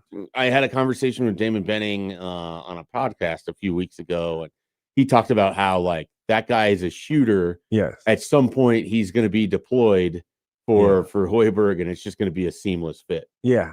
No, he works his tail off. He's tough as they come. He's been that way all through his high school career. Watch him. Did he redshirt this past year? Is that what happened? Or okay. Yeah. Just to get him a little more physically prepared. Not expecting like him to be, right. Price Sanford, come in, that guy. But like he quality off the bench though. He could fit a role for sure. I think they love him. I mean, and it's because he's a hardworking, tough kid, and he corner three. That guy can make it, no question. Well, hey, there's always room for someone in an offense that can knock down the corner three, particularly when teams are going to have to spend so much time thinking about Price Sanford. I want to know like the amount of curls that guy and like cuts that guy makes a game. I would love to track that. I want Sanford? the catapult. Yeah. Like, can I Boy, get of that catapult data? Boy, of that information. Yeah, can I get that data? I don't know if you can. That's probably goes into some sort of health related thing. I know, but it's just interesting to me I mean, they so many their conditioning was a secret weapon that nobody probably so talked many enough actions with him without the ball in his hands. They ran so many teams into the ground. Yeah, it was unbelievable. Remarkable. All All right, great season. We are going to return, and we're going to have longtime official John Higgins, who's in Indianapolis for the Final Four. He's going to join us. We'll get his thoughts on the matchups here this weekend and find out what he's been up to and just what's going on with John Higgins when we return here on Happer and Schaefer.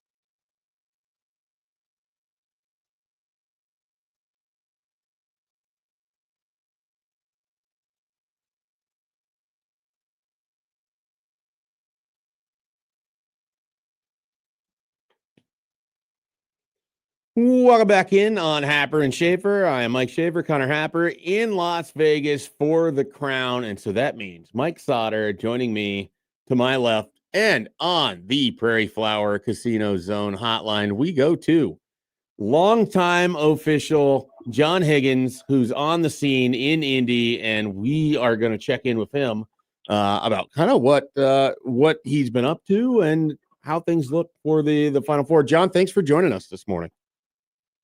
Thank you, guys. You guys are up early out there. Yeah, no doubt. Well, that's just that's the life of the morning show. So you are you're in Indy. You're gonna have an opportunity to watch these games coming up: Arizona and Michigan, Illinois, UConn. This seems kind of like an obvious thing, but of those matchups, like what has you excited about seeing Michigan and Arizona play, two teams that have sort of been two of the top teams in the country, with Duke as sort of the third? Those three have been talked about all year long, and now we finally get one of these colossal matchups. Well, those two are so similar in size and speed and strength, and that will be, in my opinion, that's probably going to be the national championship type game. And who knows whoever wins that game, they may have a letdown the next night. You just don't know. But those two are very, very similar matched up. They got good guards. They both have 7-footers, 2, 3 7-footers each. And that will be a heck of a game. That will be a hard game to referee. I'll tell you that. Yet, how much do you, John, when you're watching a game like that in person, how much do you just watch the game, or do you watch the officials? How hard is that to move off in your brain? Oh, I watch the game a lot, but I also watch the officials on I watch their positioning. I watch, game management stuff that people that don't see, I guess, as the job that I'm doing now. But I watch the officials. I watch the consistency, and that's the biggest part with officials. You got to be consistent, and you got to be communicative with coaches and players. And usually when those things happen as a referee, you're going to miss plays. Like I always tell coaches and people, we're going to miss 6 to 10 plays a game. And if you have missed 6 to 10 plays in a game, and they have approximately 220 possessions in a game, that's a pretty good percentage to miss, because I know teams aren't going to shoot 80 or 90%. But I watch the officials. I watch the games. I enjoy the game now probably more than I did when I officiated, because I was worried about what I was doing on the court. So, and I watch the dynamics of the crew too. Just what do you mean by dynamics of the crew? Like how they sort of the body language of how they interact, or what do you kind of mean by that? So, because look, I refereed for 35 years on the court. There's not every guy that I enjoyed refereeing with, because certain guys do certain things that either A, I like, or B, I don't like. And there's guys that have egos, and they may not be on the same page all the time. And I can see that, and I can read that. And you got to, obviously, as a crew chief, you got to try to blend, even though you may not care for a guy or not be on the exact same page. You got to get them all on the same page. Otherwise, the game will look choppy, and it won't flow very well. And I look for that. I look for the flow. I look for the communicative part. If they're communicating with each other, communicating with the teams, communicating with the players, because that's a big key in how games would go. What makes Indianapolis a special basketball city to host the Final Four, unlike maybe any other city? Well, it's just that the Lucas Oil is down the street from all the hotels where everybody stays in this downtown area. Is the only thing I can say. I'm not a particular huge fan of it, just because to get there from Omaha, you got to go through Chicago or St. Louis or wherever. Now, it is a great city because I like it because that was my second Final Four. My dad, the last time my dad was alive, he could have seen me work the Final Four. But it's Indiana. Indiana is known for basketball. However, obviously, as we all know, they're known for football now. But it's a great venue with everything right here. Everybody walks everywhere. like in here in San Antonio, probably the two best places.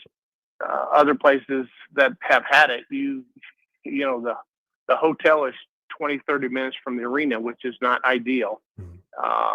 So that's probably the best reason why it's a great place to have it.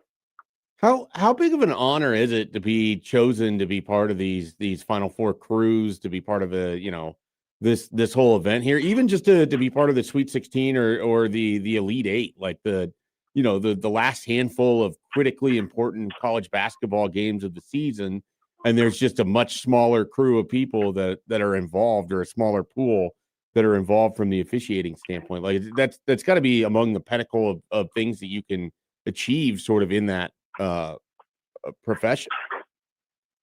Well, yeah. Well, once you like, I never dreamed about even working NCAA college stuff. I was in heaven working the high school metro conference in Omaha. I thought I hit the pinnacle when I was 23 years old. And I was working varsity games and with all the big time teams in Omaha. I thought I was the best thing since sliced bread. Mm-hmm. Then I got into NCAA, and then once you get in there, you get that, that golly, I have a chance to work the NCAA tournament. And I was lucky to work a lot of NCAA tournaments and a lot of Final Fours. But your goal once you get there is to work the Final Four.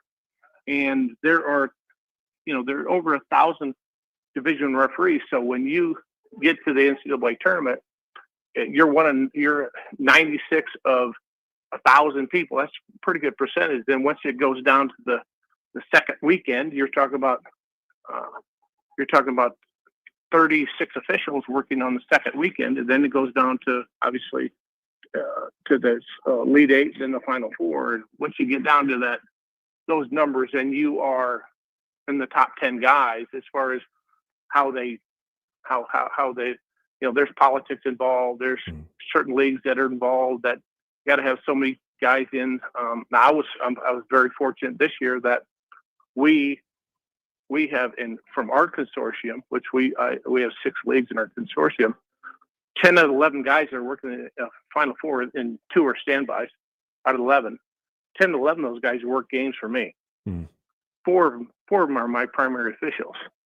So in my opinion, that's a big feather in my cap for what we're doing, what we're putting on. Now we got a lot of guys from Omaha that we've promoted and work in Division I games now, which I'm very, very, very proud of.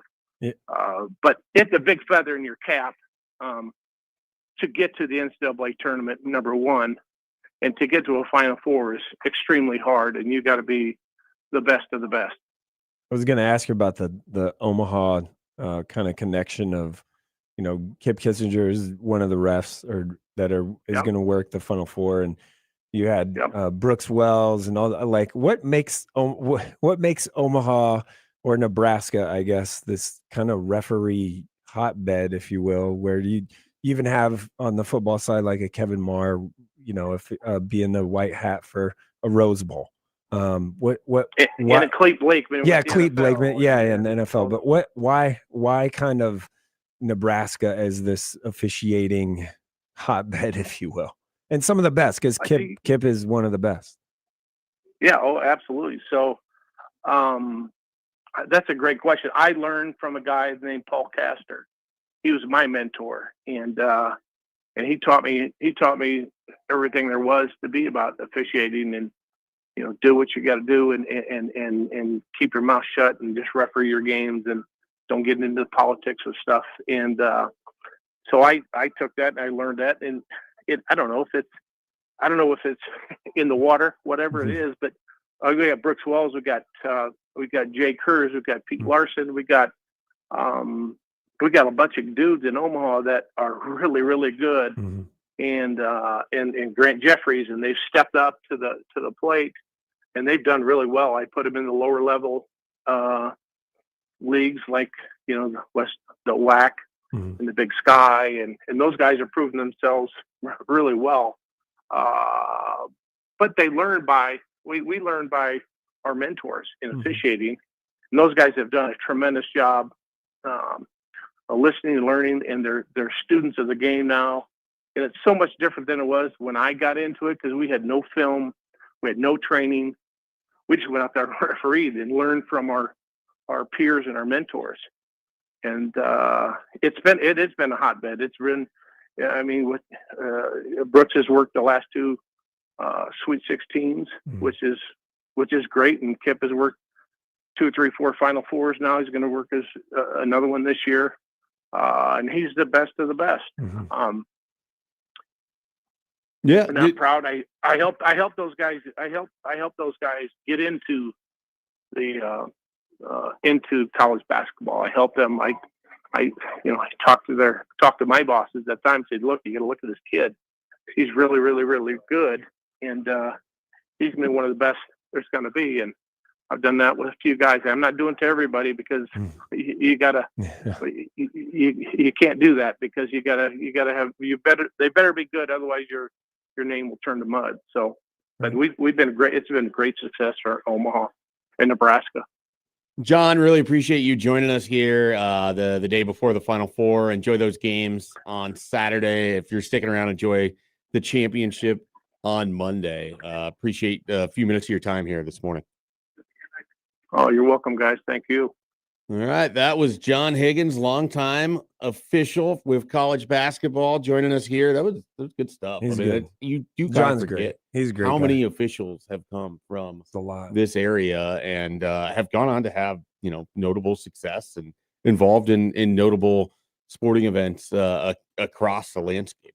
I mean, if you look at it, Kip Kissinger, who's Nebraska native, if you will, he is ranked as the second best official in college basketball this year in Division on the Ken Palms? Ken Palm ratings. All right, look at that. Number 2. We love the Ken Palm official ratings here on this show. It comes up a fair amount. All right, John Higgins, Mike Sautter giving shout outs to the officials that are coming from Omaha. We give Friday shout outs on this show. Go ahead and give us your Friday shout outs. Hit us up on the text line, hit us up on the StreamYard, hit us up on Twitter, hashtag Friday shout outs. Get your shout outs in. That'll be coming up next on Happer and Schaefer.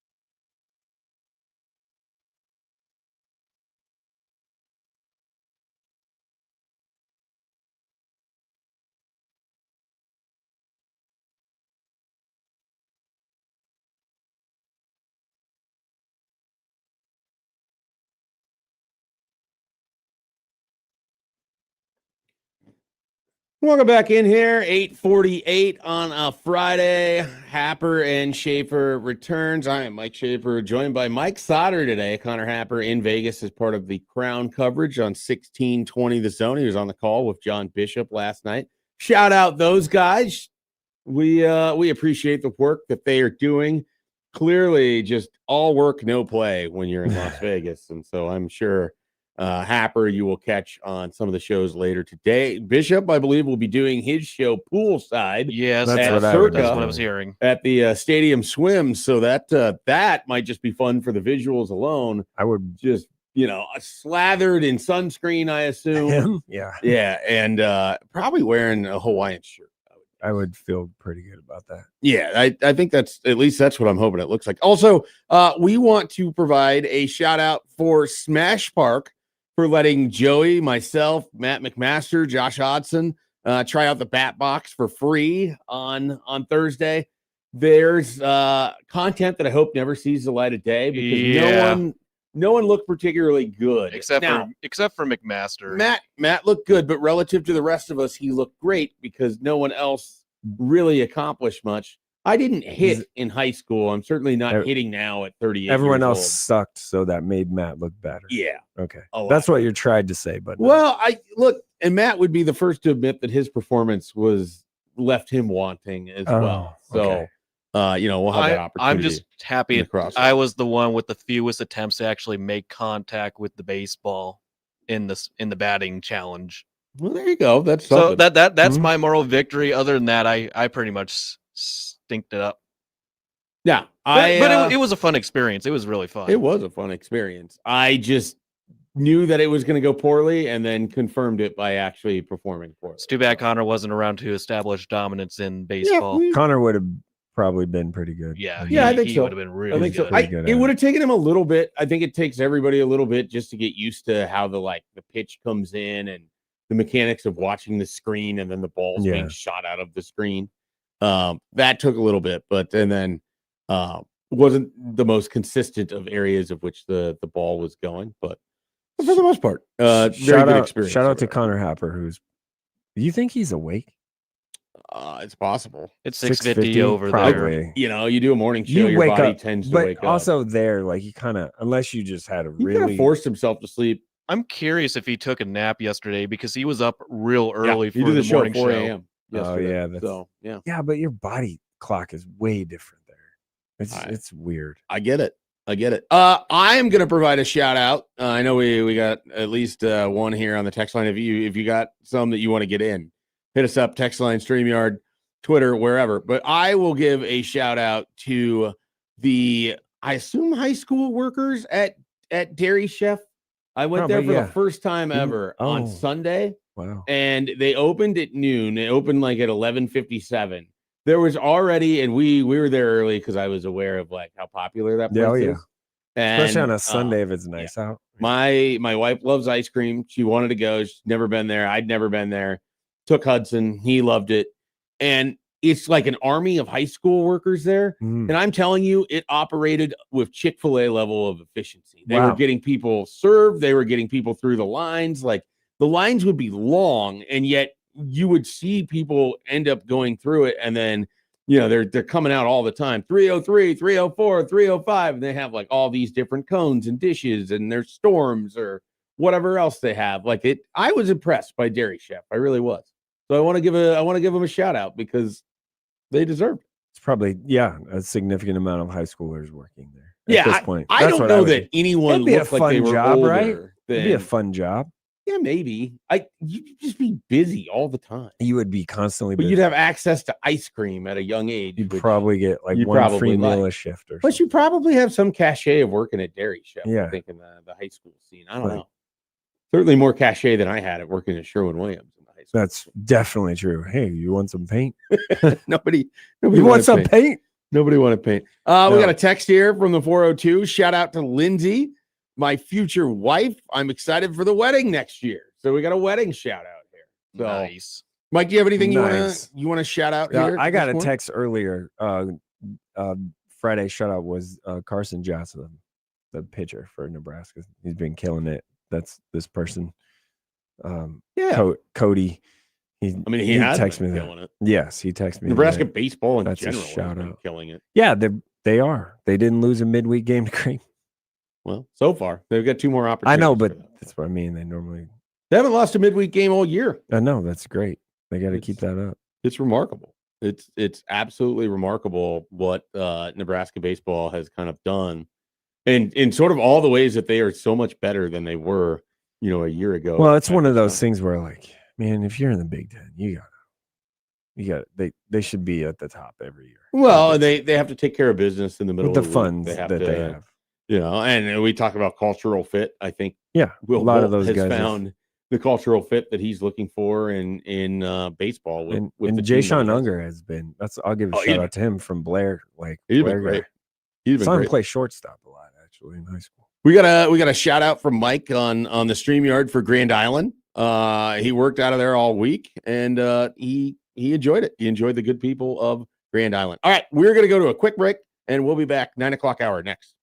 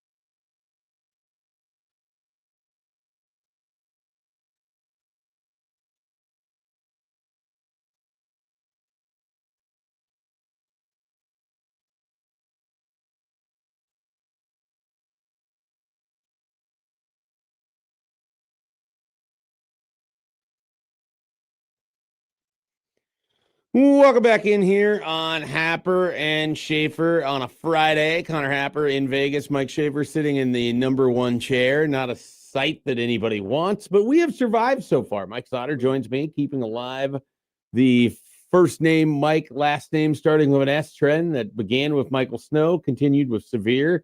We have Mike Sautter, Mike Stibbs in the bullpen somewhere. We got Mike from the StreamYard has volunteered to be a co-host if necessary to keep this alive. We might just have Stibbs singing the show intro instead of having to actually play it. Yeah, that would sing it. Wow. In person. Just sing it. That would be quite something. I might have to call over to the journalism college, see if there's any Mike with S for the last name. I'm sure there probably is people around. Get in on this. Look, I don't know. There's the journalism college has, I think, exploded because of their sports journalism program. It's done pretty well right now. Yeah, doing pretty well. Kind of on a heater. You get those guys from KRNU. They were down there. They had their moment with their call with the Oklahoma City, the Vanderbilt game. There's Sam Hoiberg called games. Right. Yeah. There's a legion of young media people that have joined the Nebraska media lately. Work for places like her dad or elsewhere. So, legion. There's a legion. It's an ever evolving thing, and I'm sure there's a Mike S that wants to sit over here and be on a radio. I would like to find out more about the Mountain Man thing, because the West Virginia, the Mountaineer, Mountaineer, because I believe that you and Happer would make great Mountaineer. Undoubtedly. I mean, it's the beard to start with. And the beard has like your little bit of a reddish tint to it, so it kind of stands out. And if you're a Halloween costume person, that's what you two should go as. The Mountain Men?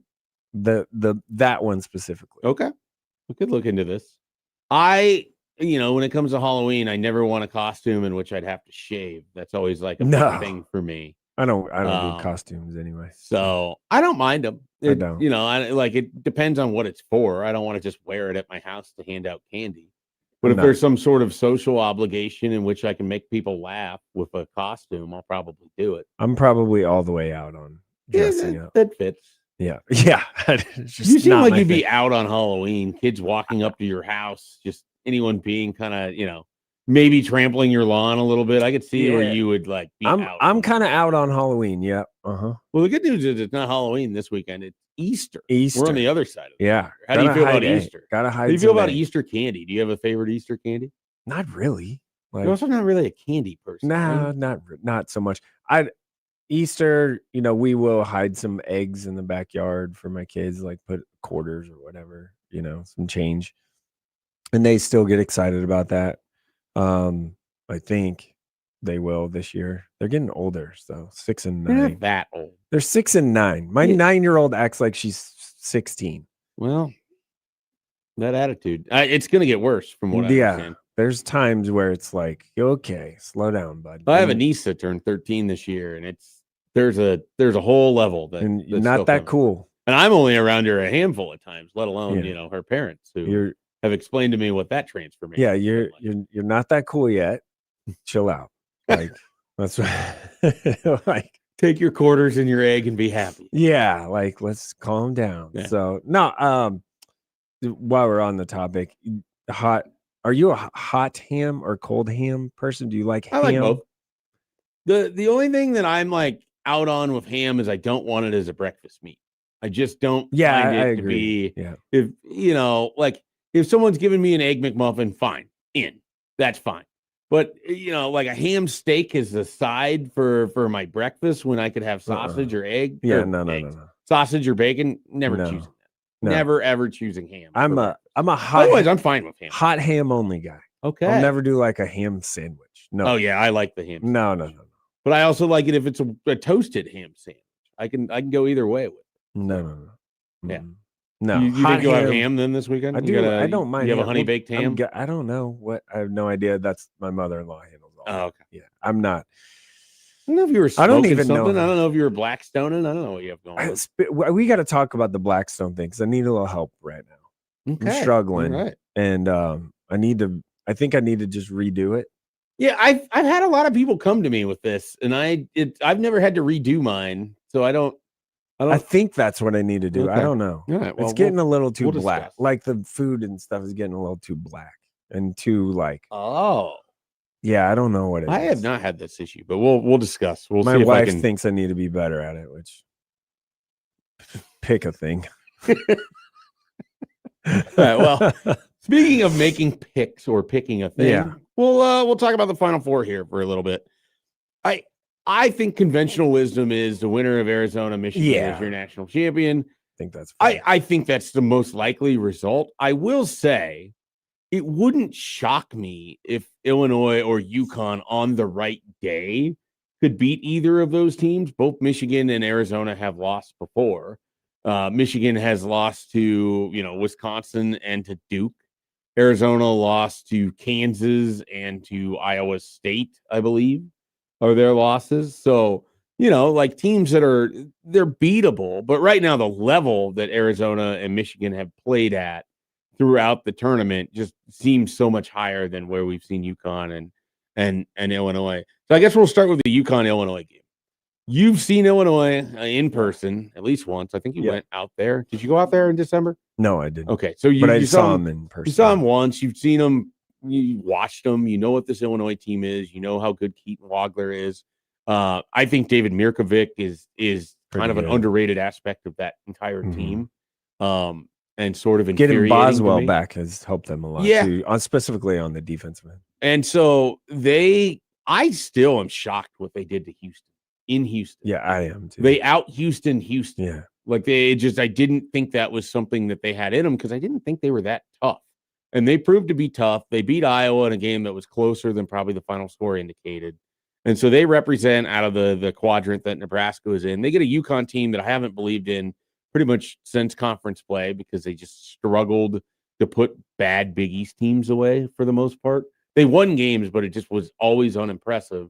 And then they come back on Duke in just an insane fashion. They win that. I don't think this UConn team is anywhere like the ones that won titles. Mm-mm. But, I mean, it would surprise me if they beat Illinois on Saturday either. Illinois is probably better. I think Illinois is better. Yeah. At no point have I thought that UConn could win a national title. At one point when Illinois, I thought the best 20 minutes they played all year was the second half against Nebraska. Mm-hmm. That version of Illinois can win the national title against anybody. Yeah. But they haven't been that very often. That's their problem. We've seen the high. We've also seen them for 20 minutes just completely give away a game. Illinois. So if Illinois beats UConn, they're the only hope to beat the winner of Michigan or Arizona just because their size. Like, I don't think there's a way. I don't see a path that UConn can beat either Michigan or Arizona. I do think Illinois could just because of their size. Mm-hmm. And Wagler's pretty special. And you can get to the free throw line. You can change the game in that way. Yes. And Ivicevic for them is pretty good. One? Illinois, Tomislav. The good one. Yeah, you could just the better one. Yeah. He's been pretty good for them too. So I think that matchup they can match up well enough. I just know if there's enough shooting though. That's for the thing Illinois. For Illinois. Because like Stojakovic isn't a shooter. He's a slasher, get to the rim, get to the foul. Was it Jacob Davis is the guy who's in the corner with the long hair that just he can shoot. Yeah. But he's not that consistent. Jake Davis. Yes. Jake Davis. And so, I mean, I just they killed Nebraska on some of this. And then you watch them in other games and it's it was like watching them, against Iowa. They couldn't make a three to save their life. I mean, Jake Davis is a 40% three-point shooter and Keaton Wagler is a 40% three-point shooter. Right. And then Mirkovic is 37, Boswell's 31. But when it goes bad, Stojakovic is only 24. Yeah. When it goes bad, they can't throw it in the ocean. Yeah. It feels like they either are shooting at a better than 50% clip from three, or they're at 30. And so it averages out. Illinois has the number one offensive efficiency. Yeah. They're the number one offense in the country. They have so many different ways to attack you, and they can get points at the free throw line. Looking at Illinois, I'm a little shocked. That's still even a little shocking. I don't think you should. You saw that second half against Right. Nebraska. Like, Wagler has been such a difference. when they move the ball, look, that's the other thing. If it doesn't get stuck on any one player with Right. Illinois, they're a much better team. Right. Much better team. And Because they have UConn all is- those options. UConn's top 10. They're 10th Yeah. in the country in defense. So, like, I don't know. I could see it, but I just think Illinois is probably. So you got better. Illinois. So let's just go ahead and. Illinois, yes. I will That's take right. Illinois as well. What are you going to do, Arizona and Michigan? Yikes. Not excited like finding that. I think Are you excited about this game? I am very excited about the game. It feels like And one of the bigger Final Four semifinals we've had. in I a think while. Michigan is probably a touch better. But the guard play for Arizona, I think is better. And I think when you get to this far in a tournament or in the NCAA tournament, you have to have really good guard play, point guard in particular. And I just think Arizona's probably a tick better there. I think it is a 50-50 shot. Like, Yeah. it is a pick 'em, I think, at the most. Like, I don't know what the line is, but I Michigan's feel like a slight favorite. yeah, it's probably like a 1.5. 2.5. Yeah, that's nothing basically. Right. Inside of possessions. Yeah, I feel like that's probably it, and I think it's probably going to be like right around 80 points or something like that because both teams can play defense and are good enough. It's the side, like it's very interesting, and if Mara has a little bit of like chippy to him for Michigan, so I think Arizona can maybe kind of give that a little bit of. Try to get him in his head a little bit, off his out of game it a little bit. Yeah, and it is totally different playing in a Final Four because you're playing in a football stadium, right? This is elevated coordinates, which I hate, but I understand why they do it. Yeah, you just don't take it. I mean, it's just it changes the game a lot. It changes the game, but it also sucks for the fans. Like the view lines of where you're sitting in some of these spots. So, like, there's a whole conversation that people had a few weeks ago. If Nebraska gets to Indy, they want to go. And it's like, you're going to pay a lot of money to have a seat sit way up. Stink. Yeah. And it's like, how good is that experience? And on the other hand, it's like you're watching a team play in the Final Four. It's got to be a pretty good experience. I mean, Arizona has the number 2 defense in the country, and Michigan has the number 5 offense in the country.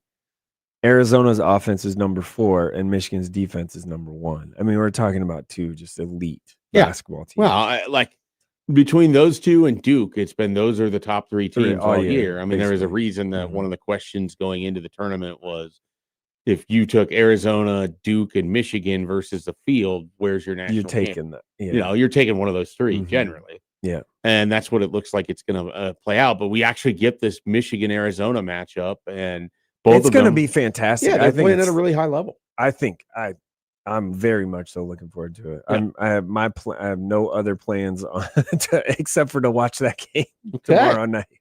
So if you call up Mike Sautter for Saturday, he's not doing anything with you unless you want to watch the game. Yeah, then you're in. But if you wanted to go to a movie, no. If you wanted to go to a bar without televisions, no.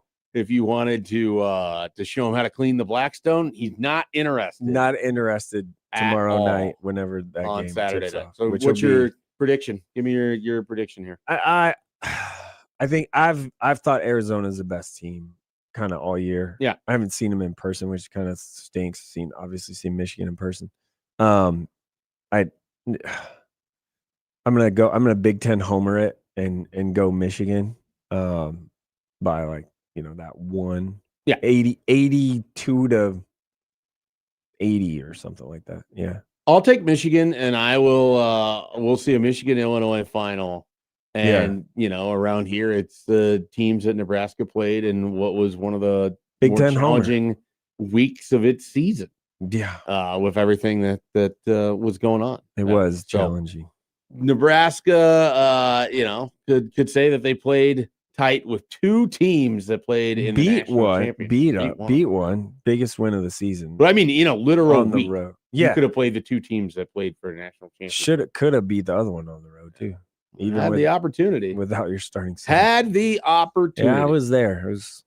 They definitely had it. Let's find out what's going on with Jake Sorensen over in Lincoln. He's going to join us here on Happer and Schaefer when we return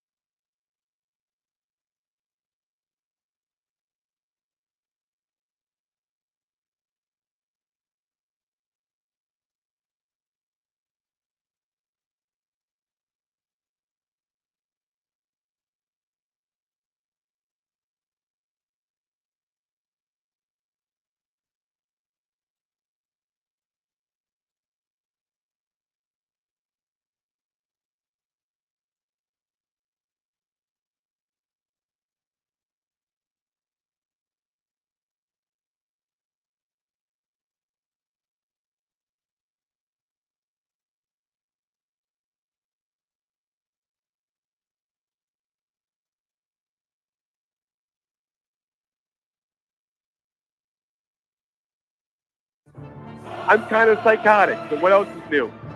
I think you guys both know that my psychology is probably really can't assess how it operates. I don't even know how my brain works at all most days either. I'm a Miami Dolphins fan, guys. We have not won a playoff game in 25 years. I don't believe ever in moral victories because they're a waste of time. My whole life be a moral victory at that point. They're going to lose. It's the way sports go. It's very hard to go undefeated.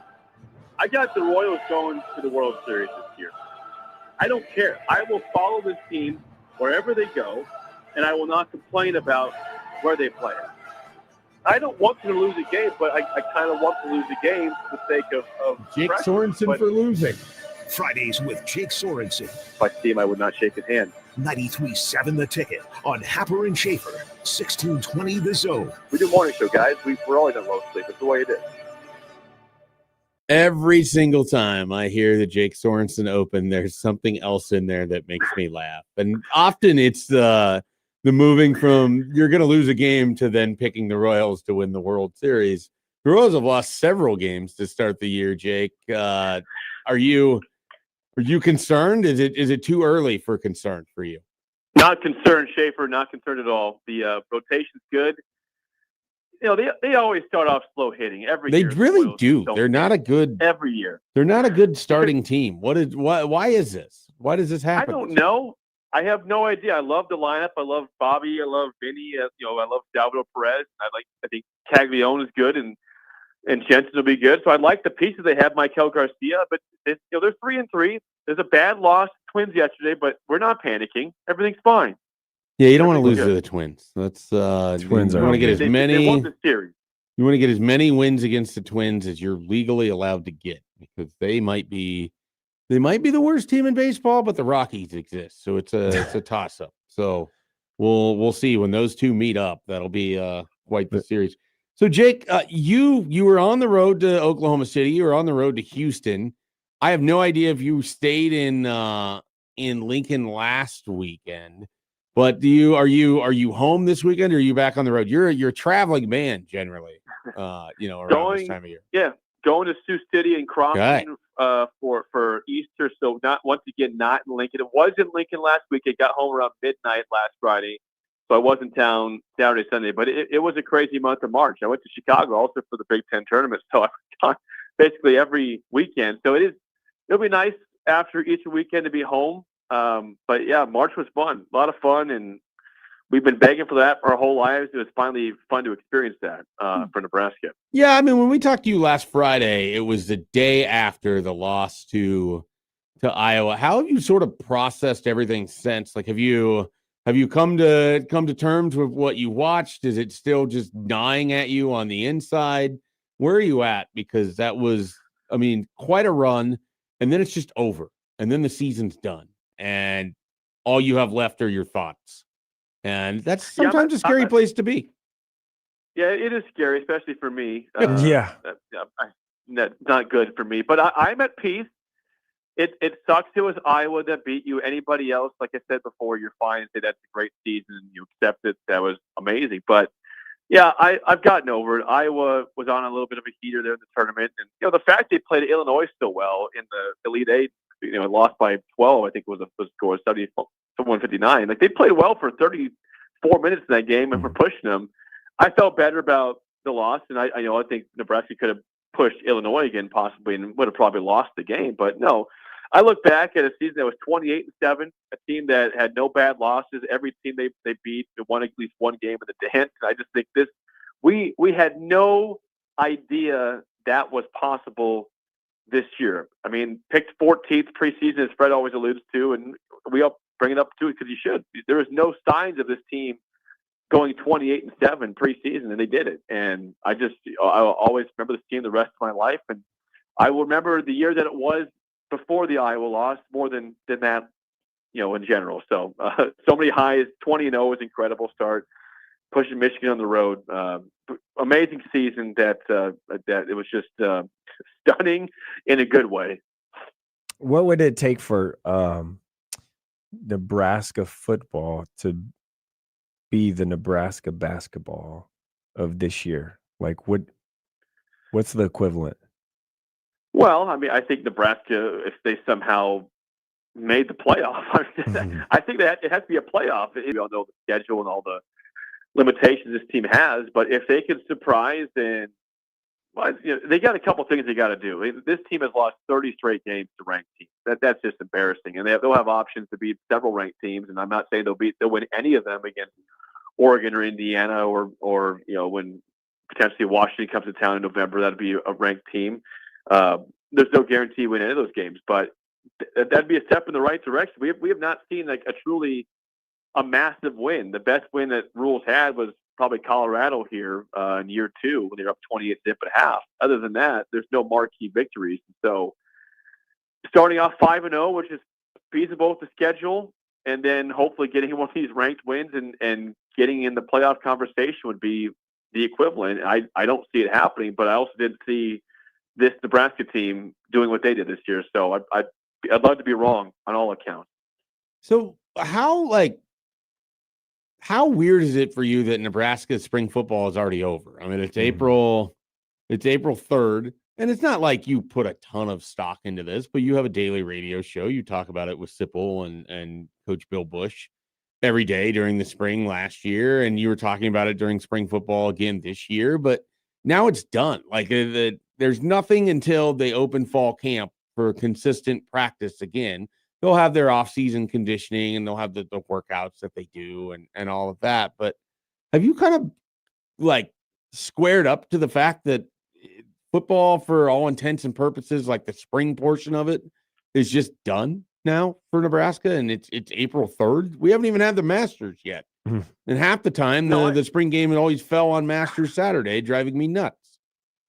Yeah, I hate it. It's also the fact that, I mean, like I mentioned, we get back from Houston. I get back to my house at midnight Friday. I have don't have a lot of energy to watch the spring game, and that's the spring game. Like it's over now, like you mentioned. So it's amazing what Nebraska basketball did, and football just decided to just kind of be in the shadows, which I guess is a story in itself. But yeah, you could have had this till mid-April and had fans show up and give football the attention that they want to give it. Now you just can't. Like, it was all overshadowed by Nebraska basketball. And so, yeah, like you mentioned, for the show purposes, just not having, any sort of audio from the coaches and players, not having a game or a practice to look forward to, it's disappointing. And now, thankfully, Nebraska baseball and softball are doing well. That's encouraging for Husker athletics. But yeah, it leaves an unfortunate hole in April, which you can always count on that being at least something to do on a Saturday. Whether or not you watch the practice game closely, it's another day to enjoy the bar scene in Lincoln for those who want to come down and tailgate one time, and they were robbed of that, unfortunately. How bad will the Dolphins be? All right, let's get this Jets-Dolphins. Who's fighting over the end of the AFC East division? Let's do it like this. Jake, make your pitch as to why the Dolphins could get last in the AFC East. Oh, well, that's a long pitch. They have stripped the roster down completely. Let me start off with this, though. I have been so opposed to everything they have done for pretty much my entire life. I think that they've gone after the flashy free agents that never, really pan out. They've made dumb trades because Chris Greer, the previous GM, refused to try to draft players because he's bad at it. And so bad contracts. So I like John Eric Sullivan, the new GM, what he's doing. I think Hafley could be all right. I'm still not sold on him. With that being said, the reason why they'll finish last is because the defense has been, they've lost some key pieces. They're offensively, Tyreek Hill, Jalen Water are both gone. I'm not sure who your receivers are. They might draft a guy like Denzel Boston at that second pick they have in round one. But maybe we're talking about Tutu Atwell could be a main receiver on this team who's been buried with the Rams the last couple of years. There's just a lot of things missing here. You did make a splashy free agency. Like Malik Willis is a splashy free agency signing. Yeah, they did. And he wouldn't have come to Miami if he didn't believe in John Eric Sullivan and Hafley and have that connection. So I am optimistic about him. I was really out on Tua as the Dolphins fans were, and they needed to make a change. It sucks having that cap hit and having all that dead money. But what are we doing here? Their cap is so bad. Yeah, no, it's not great. It's terrible. not great. All And right. we got But- Minka Fitzpatrick from you. We New York Jets, So the better team. So Mike, now you can give your pitch as to why the Jets would get last in the AFC. Well, we have Geno Smith at quarterback. Okay. Is that the whole pitch? Hey, Aaron Glenn loves him. Yeah, he's going to take us to the promised land. What said is that promised. exactly? I don't know, playoffs maybe. Third place in the Doubt it. AFC. Is there a world It's where kinda they can where get second? you- I don't think there is. I don't think so. It's kind of where one of those situations where you want them to win games, but you don't want them to win enough games where they are like, 2 games over 500 and just miss out on the playoffs. You would rather them be bad. And I've lived that my whole life as a New York Jets fan. So you'd rather want the higher draft pick versus like 15th, 16th pick or But- something. Like the Dolphins and the Jets. If you're gonna miss the playoffs, just suck. well, they're effectively easy. competing with each other for the rights to potentially Draft Arch the number Manning one or two, or pick. Dante Moore Yeah. or There's a or number of whatever. this draft class is supposed to be really good. I guess I've never asked. Were your feelings hurt when Dante Moore said he'd A rather little go to bit. Oregon than be A a New little York Jet? a little bit. I wanted him. I wanted him for real. Like I was like, okay, yes, second. Like, all right, we got the 2 pick. That sucks, but if he comes out, yes, take him, no question. You gotta don't blink. Now it's like, what the hell do we do at 2? And I've seen 17 mock drafts that have me thinking a bunch of different things. It's usually what mock drafts do. Jake, let's jump back over to the Final Four here. What is your excitement level? And I'm sure you saw this. I'm sure you talked about it on your show. The basketball tournament has experienced more viewership in this year than it has going all the way back to like 1993, 92, when you and I were very small. And Were you Mhm. born? yes, I was born. I was born. in Yes, that I point. was born. Mike was probably living in West Virginia. I was at this not. point No, in I time, was no. That's not true. I was in probably middle school, elementary school. So. Which was where? Depends on what year. Okay.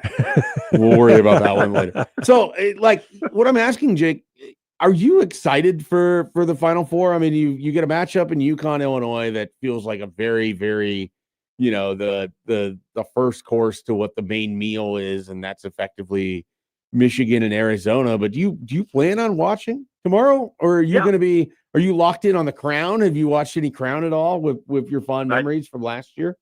Did not watch The Crown yet. May look at that in the afternoon, Saturday, potentially. But I'm excited. I like the fact that, we get a little nostalgia here. We haven't seen Illinois or Arizona here since the early 2000s. Yep. Good to see those brands back. Arizona, great fan base. Illinois, great fan base. Michigan, good story with Dusty May is the 1 seed, and UConn. Hurley's 17-1 the last 3 or 4 It's incredible. tournaments. It's Mhm. incredible. The guy refused to lose, and of course, the amazing ending to that Duke game, just incredible. So I'm excited. I really hope. I think the better chance of a Big Ten team advancing actually is Illinois than it is Michigan. Arizona, of course, is so tough, but those guards and Koa Pete is good. And I mean, the biggest advantage for Michigan is that they have a distracted head coach at Arizona. I mean, everything he says, it screams he's going to Carolina. So he claims to be locked in. It does not appear so on what he's saying in the media. So I'm picking Illinois, Arizona for the finals, but I'm sure it'll be UConn, Michigan, because I'm always wrong in my bracket anyways. But yeah, I'm excited. It's gonna be fun. I think I like the fact that the Big Ten potentially have a national champion in football and in basketball, break the 26-year streak it's been for them to not have one. So yes, I'm locked in. I'm watching tomorrow. Am I nuts for thinking that Arizona is at least a comparable job to North Carolina? So why would Yeah. he need to leave? Like, I don't like what are you going to get in North Carolina besides just money?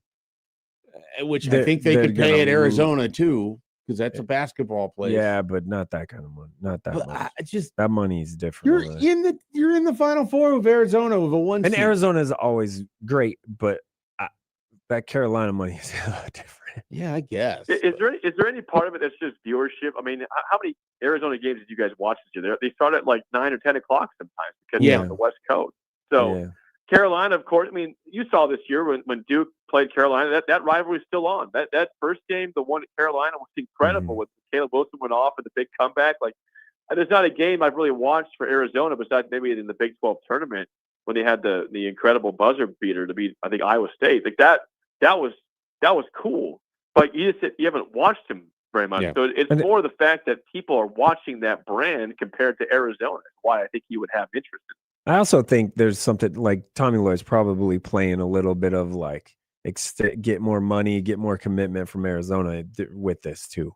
Like it's not Do only. you think there's a possibility he ends up staying in Arizona? Yeah, yeah. Mm-hmm.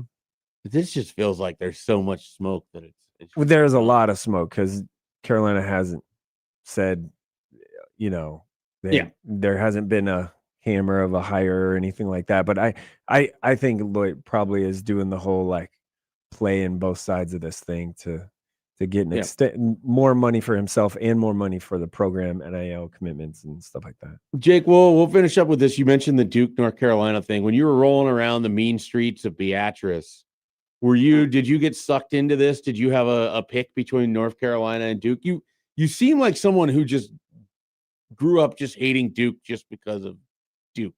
Is that fair? No, I'm glad you asked this question. I have spent my entire life despising friends and acquaintances that picked a team besides Nebraska because they wanted somebody that played in the tournament. Screw that. I have friends that claim to be Nebraska basketball fans, but support Duke. I'm like, no, man. Which one? You're one. You don't get Kansas. You don't get Duke. You don't get Carolina because you want to have somebody in the dance. You either make the dance with your team or you don't at all. You don't get to have a backup team. So this has been a bugaboo my entire life. So you never got swept into this thing? Because I feel like everybody had to have the ACC team that they sort of supported. In fact, I would root so much I'd root against Duke. I'd laugh when they lost to Mercer in the dance or lost to some crap team. Well, that's normal behavior. I love, but it's because my friends were trying to get an out for not wanting, for having no Nebraska. And I understand, I get why they did it to have something to support, but I'm like, all right, someday this will all be worth it. And this year was worth it. I never had the second team, and I never will. So you're a make your bed lay in it guy. Yep, 100%. I could let the Dolphins years ago. Who's been laying in that Dolphins bed for a long time? I've been lying this crap for a long time. 25 years, no playoff win. You were in the Nebraska bed for a long time for basketball, and you got that experience. Maybe the Dolphins one is just around. No, they're not. Malik Willis. Let's not get crazy. Jeff Hafley. Let's ride. All right, Jake. The process in Miami. Have a great time up in Sioux City. I'm sure you'll find your way over to the Hard Rock over there. Yeah, at some point. Swing by. Yeah, I've lost a lot of money there. I'm sure I'll lose more money this weekend. If you're golfing, good luck with that this weekend. It's gonna be wet. Yes, thank you guys. Yeah, see you, Jake. Jake Sorensen, the primary host of Early Break with Steve Sipple, Bill Bush over there on 93.7 The Ticket in Lincoln, our Friday friend, Jake Sorensen. We'll take a break. When we come back, we'll finish up the show. There's some leftover shout-outs that I want to get to, including one that has consistently been here, and I don't want it to be missed, and I certainly wouldn't want it to happen on my behalf. So we'll get those Friday shout-outs in. We'll finish up the show here on Happer and Schaefer.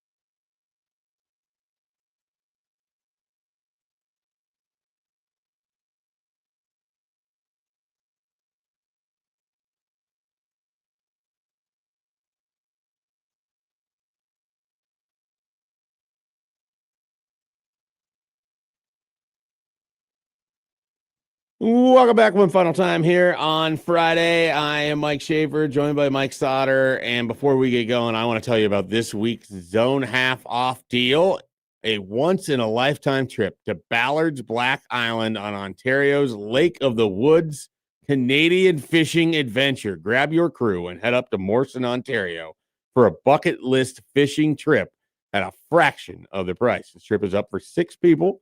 It'll be from May 21st through the 25th. Part of this deal includes, as part of this deal, you did 4 nights lodging, 3 days guided multi-species fishing, rods, reels, bait, and tackle included. So novice like me, all of that stuff would be there for you. They'll clean it. They'll make your meals. They have non-alcoholic drinks for you.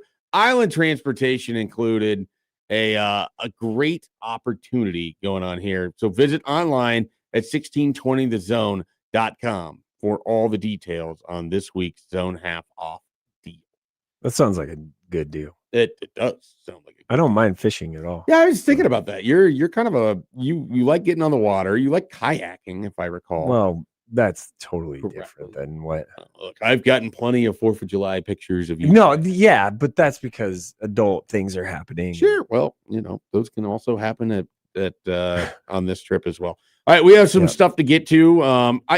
We'll start with this so that way I don't forget about it. Whopper tweets in and says weekly Norbit shout out. Every time we've done Friday shout outs, Whopper has given Norbit the Eddie Murphy comedy classic a shout out. Mike, I don't know if you've ever seen that movie, but I'm aware of what you're aware of its existence. Pedro sent a text in earlier, and we can kind of determine how this goes. But hi guys, no offense, Mike. But Mike looks like the type of guy that knows his way around a toolbox. He looks like he could change his oil and change a tire, no problem.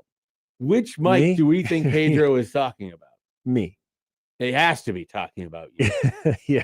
I mean, I know my way around a toolbox. Like, I'm not completely. I don't own a toolbox because my garage has the tool shelf. Has the wall. Has the wall.